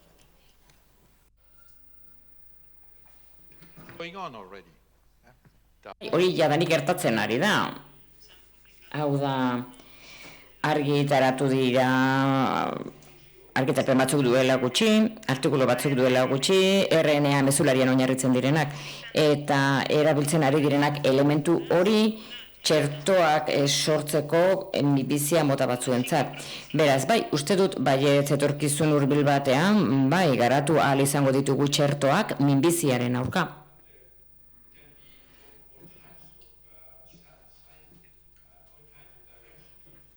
Eta gainera ikerketa hori hainbat norabideetan joan daiteke. Eta naiz eta hasieran esan dudana esan arren, asko interesatzen zaitere aplikazioa, ikerketa oinarrizkoa, bai, baina interesgarria iruditzen zait gero aplikatu egiten denean, ere muren batean. Badugu botika bat garatzen ari garenak, zuriken, botika hori minbiziaren kontra jarruteko. izango da. Beste ikuspegi bat du, hor erabiltzen ari gara oksigenoa, eta hipoksia esan nahi du, hitz horrek esan nahi du, oksigeno maila apalak txikiak, eta horrela hipoksia egoera hori erabil dezakegu minbiziaren kontra egiteko. Gauza interesgarria asko gertatzen ari dira eremu honetan, une honetan.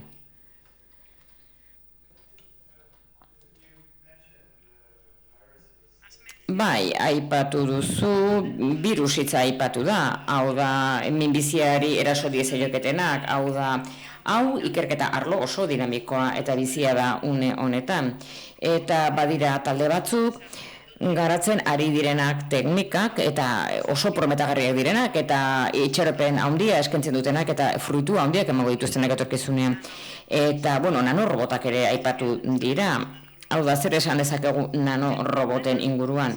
Arazoa da, minbizi zelulak, zelula normalen oso antzekoak direla, batez ere zelula amak.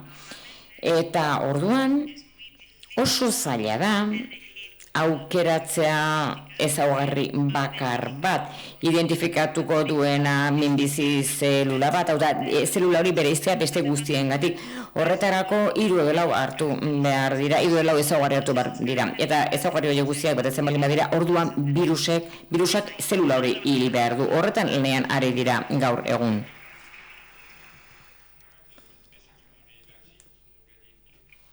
Eta egia da, txertoetako batzuk, RNA mezularian oinarritutakoak hain zuzen, jadanik entsegu klinikoetan daude. Hau da, botika bada, pankreaseko minbiziaren kontra.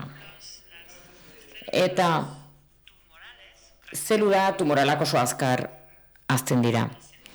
Eta mutatu egiten dira asko eta oso errez gainera. Eta proteinak eragiten dituzte mutazioekin. Hau da, mutagenikoak dira eta egin diren aurrerapenei esker, DNA-aren sekuentziazioan gaur egun identifikatu ditzakegu zelula horiek tumorearen barruan. Eta horrela txerto bat garatu ahal izango dugu, aldaera hauei eraso egingo diena. Ikerketa honek asko du eskaintzeko nire ustez. Bibliográfica. Bai, oso ondo. Bibliográfica. 18. galdera. Tokiarai zentrotik bidali digute, Irunetik. 18.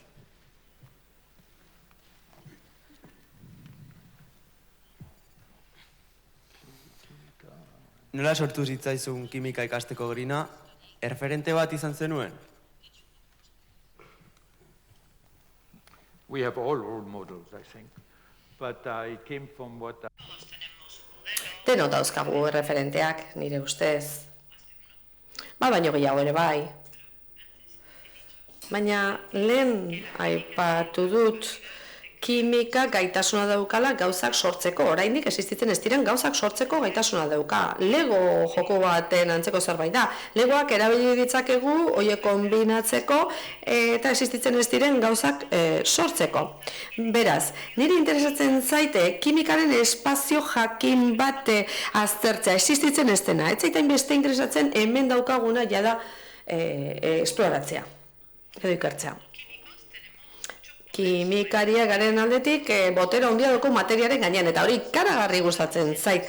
Ez gara gainazalean geratzen, ez da? Ez da margola bat, ez da estatua bat. Kimikari esker materian sartu gaitezke, eta hor barruan dagoenarekin jokatu dezakegu, eta benetan hori dut oso gustoko. María, ¿quieres decir tú lo mismo? María, you want to answer this question?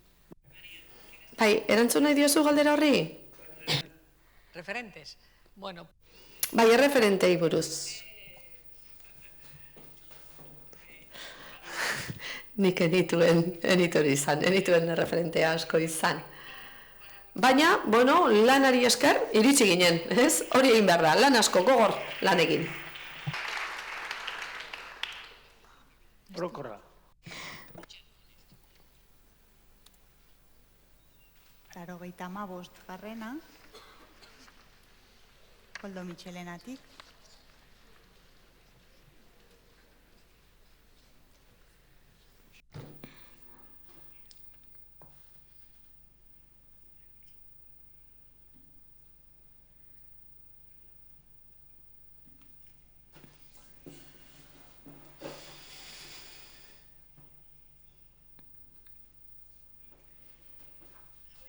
Nola kudeatzen dituzu gaietikoak zure lanean, bereziki bizitza artifizialaren sorkuntzari lotutako proiektuetan? Eskerrik asko. Yeah, so I think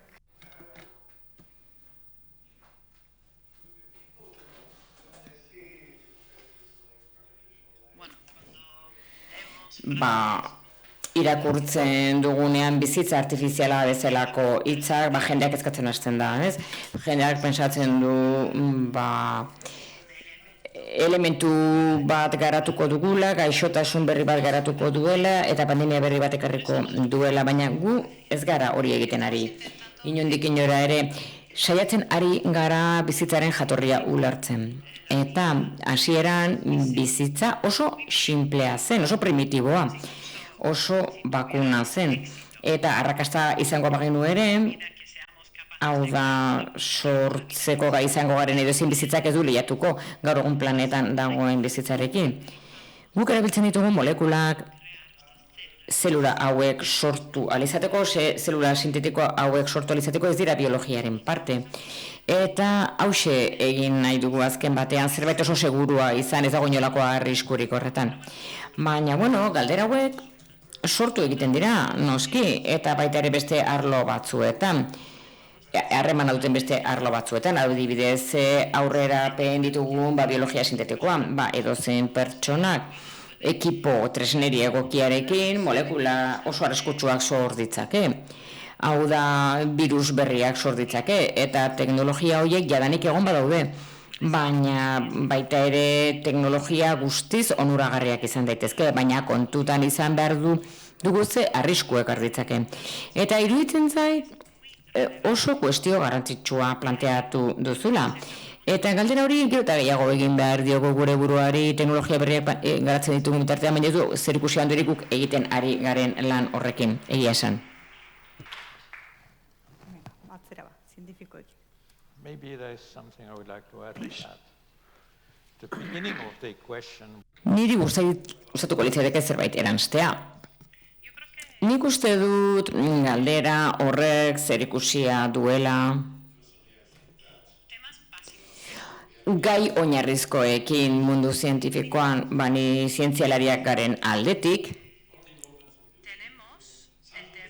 eginkizun bat dugu, kontutan hartu behar ditugu egiten diren gogoeta etiko guztiak, etorkizuna ez dago idatzita oraindik, eta gure iritziak ere ez dira finkoak, gure iritziak aldatuz doaz, zenbat eta ezagutza gehiago izan, eta gure burua eralatu egiten dugu pertsona gisa. Nik ez dut uste fizikako legeak finkoak daudenik. Nik uste dut modifikatzen joan daitezkela.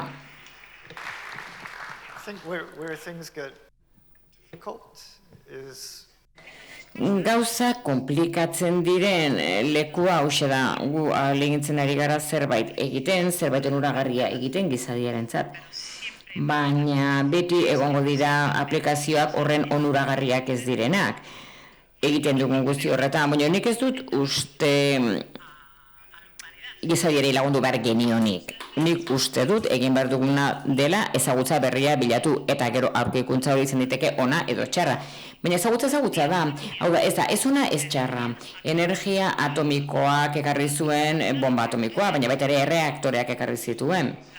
Hau da, evoluzioak eskuak eman dizkigu, eskuak ditugu beraz evoluzioari esker.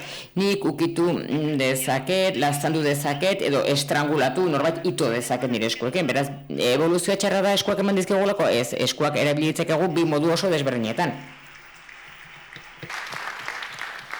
But then what you're really saying is we have to think. Orduan esaten ari zarena da azken batean aplikazioetan pentsatu bat dugula, ez? Hori da esaten ari zarena, ez? Bai, puntu batetaraino, bai, hori esaten ari naiz, hau da ez nago erabat ziurralare, baina bai. Bai, orduan gauzak ez daude gargi, ez? Aukeratu dugu beste galdera bat, 46. Bere jokabidean aplikatuko denez, zure ustez gizakion oroimen pertsonalak eta pertsonalitatea pertsona hil baino lehenago gorputz robotiko batean pasatzeko aukera egongo alda? Ez duzu uste horrek efektu negatiborik eukiko lukela?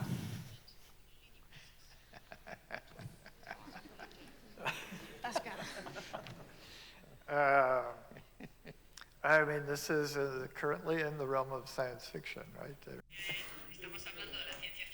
Bueno, zientzia fikzioa zari garela esango nuke. Nik, oraindik ez gara horra iritsi.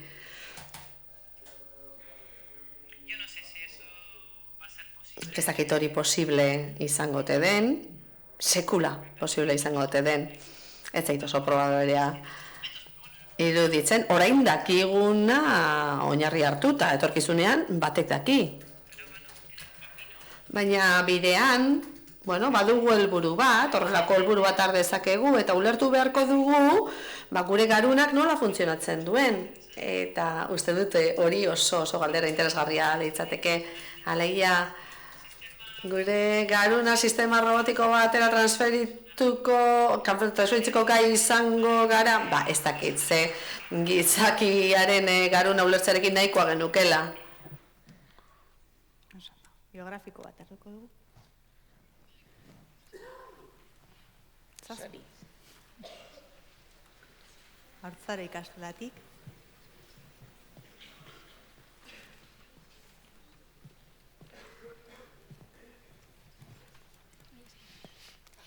Oinarrizko ikerketan egin duzun lanan, zein alderdi izan da harrigarriena zuretzat, eta nola uste duzu ikerkuntza horiek etorkizunerako aurrerapen zientifikoetan eragin dezaketela?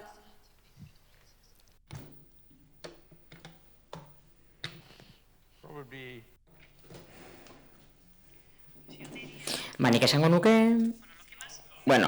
gehien interesatzen zaidana,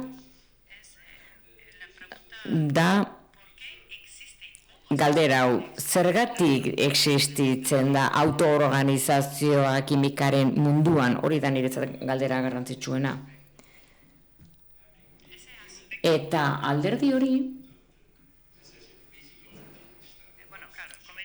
noski, lehen esan dudan bezala fizikaren oinarrizko legeak dira dena gobernatzen dutenak, baina hori itzuli daiteke zentzu honetan. Hau da sistema artifizialak. Sort daitezke hortik laborategi batean, esate baterako molekulak sortuz. Gu joan gaitezke molekula horiek eraikitzen, virus bat eraikitzen dugun bezala, egiten dugun bezala, eraiki egiten da, ez da sortzen virus bat. Beraz, nik diseinatu nahi ditut autoorganizatzeko gai diren sistemak sortu. Izugarri interesatzen zait une honetan. Eta uste dut oinarrizko propietate bat dela, etorkizunean egongo dena. Ze oso materia ikusgai guztiaren parte baita.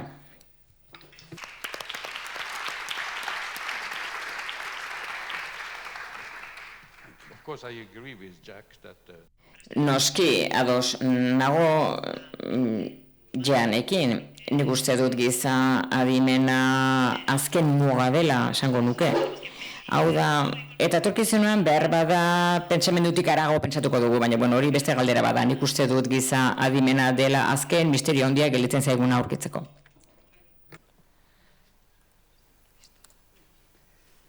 Hirurogeita bederatzigarren galdera, Urretxu Zumarraga ikastolatik bidali dute,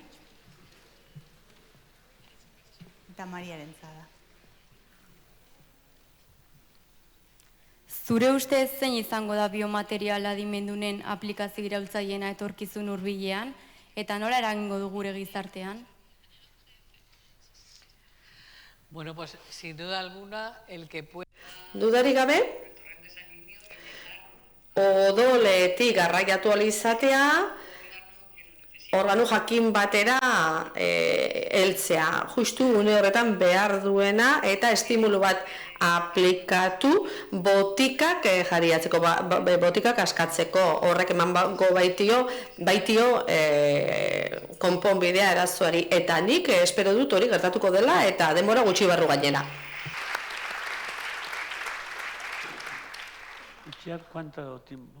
Zenba denbora, barkatu Itziar, zenba denbora geratzen zaigu? Baina bukatzen joan beharko dugu, azken galderak beste bat gehiago hartuko dugu, bai? Orduan itxiko dugu eta gero argazkia aterako dugu, bai? Orokor bat? Venga. 89. galdera. Txinguditik bidaltzen dute. Eta Maria bat. Zergatik uste duzu emakume gutxiago aritzen direla zientzia esparruan, zer egin dezakegu hori hobetzeko? Bueno, nik uste dut hori aldatzen ari dela, egia da nire belaunaldian oso emakume gutxi ginela. Eta zeudenak egia esan, karrera utzi egiten zuten bukatu aurretik. Eta gutxik ikasten zuten osoa. Beraz, emakume masa kritiko eskasa zegoen. Baina gaur egun unibertsitatean, bueno, STEM horiek kenduta, hori beste historio bada, nahi baduzu ez egingo du kafe bitartean. Baina oroar, zientzaren bestea darretan, jadanik emakume gehiago daude. Por ejemplo, kimikariak konplutensean uste duten 60an emakumeak direla. Nik ikasi nuenean 120, besterik ez ginen gutxi gora bera. Eta, bueno, farmazian, ze pentsatu ez, 180 emakumeak dira. Beraz, emakume asko ari dira jadanik ikasten. Hau da, masa kritikoa handia baldin badago, hortik aterako dira. Aterako dira zientzialari emakumeak, noski, lehen, ez zegoen masa kritikorik horretarako, beraz, uste dut hori aldatzen ari dela. Egia da, ala ere, eta nahi horrek pena ematen dit, askok, karrera zientifikoa, gutxienez Espainian, ez da oso gauza erraza eta arina, eta goiz lortzen dena adinean, egonkortasuna lortzen da, atzo hitz egin genuen, 40-42 urtekin lortzen duzu egonkortasuna, eta berbada jendeak ez du gogorik erren beste itxaroteko. Eta, eta horrek komplikatua egiten du karrera, eta askotan neskak, nik bintzat nire taldeko neskak, oso neska bikainak direnak, tesis zoragarriak egin dituzenak, eta gero batean, oposizio bat egiten dute, eskolak emateko bigarren hezkuntzan eta karrera zientifikoa uzten dute.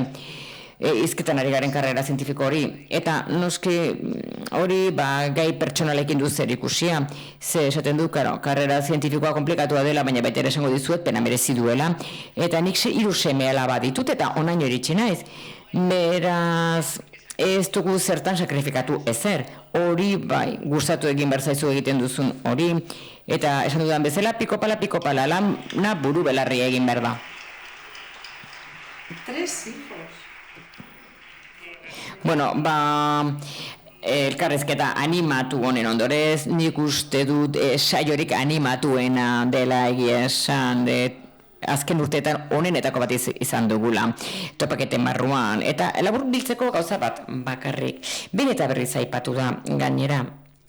Hau da, askatasuna, Europanako askatasuna erabat izan behar du, eta norabideak finkatu behar balin badira zientzian, zientzialariek bilatu behar dituzte ezagutzak bakarrik edo aplikazioak bakarrik.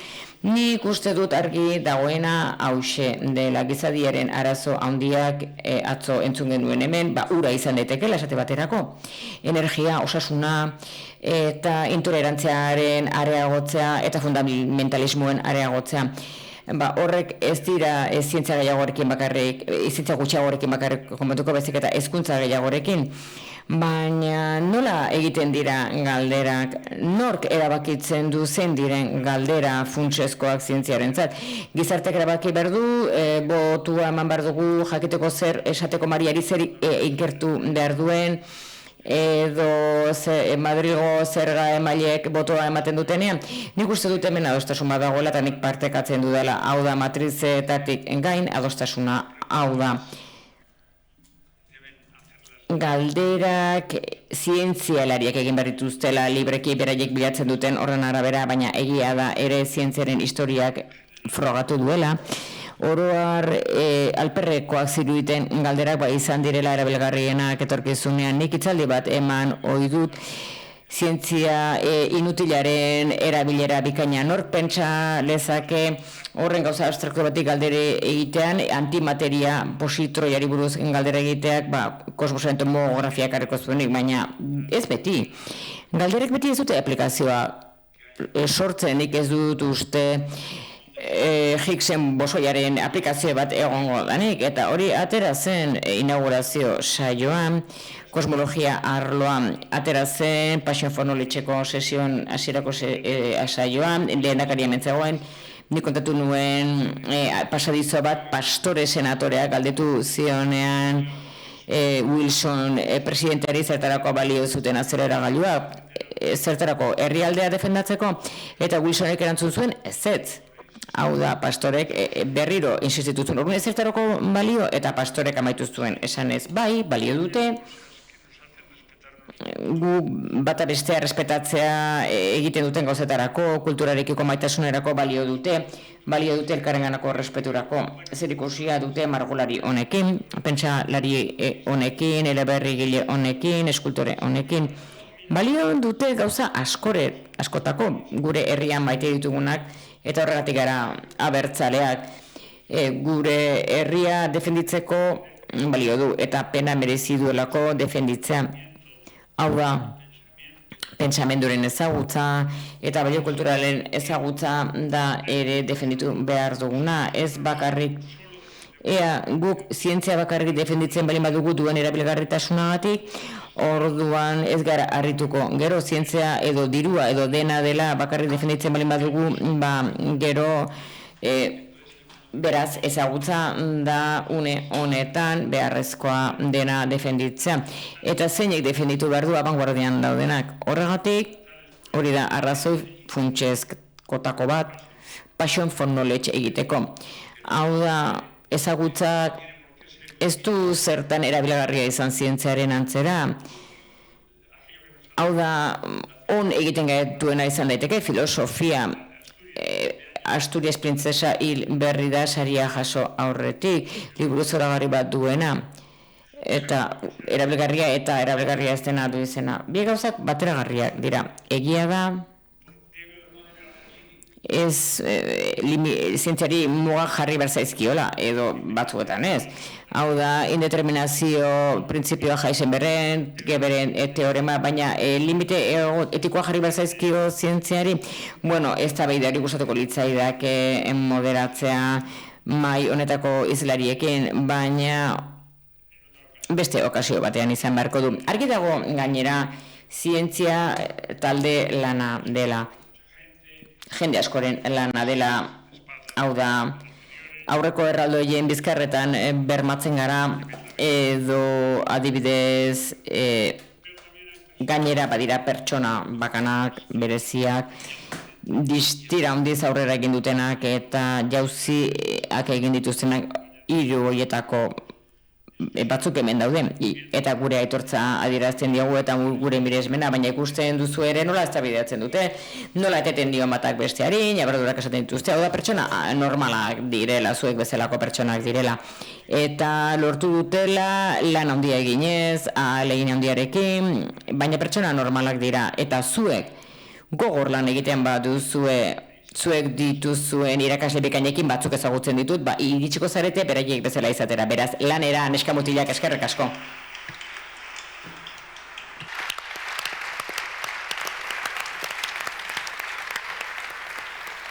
Ahora la foto. Eta orain argazkia. Eta ze pena argazkia momentu natera barko genuke eta bakoitzari eman ferietan bezala, baina bueno, urrengoan egingo dugu, lortuko dugu. Eskerrik asko irakasleik, eskerrik asko ikaslei, eskerrik asko denoi.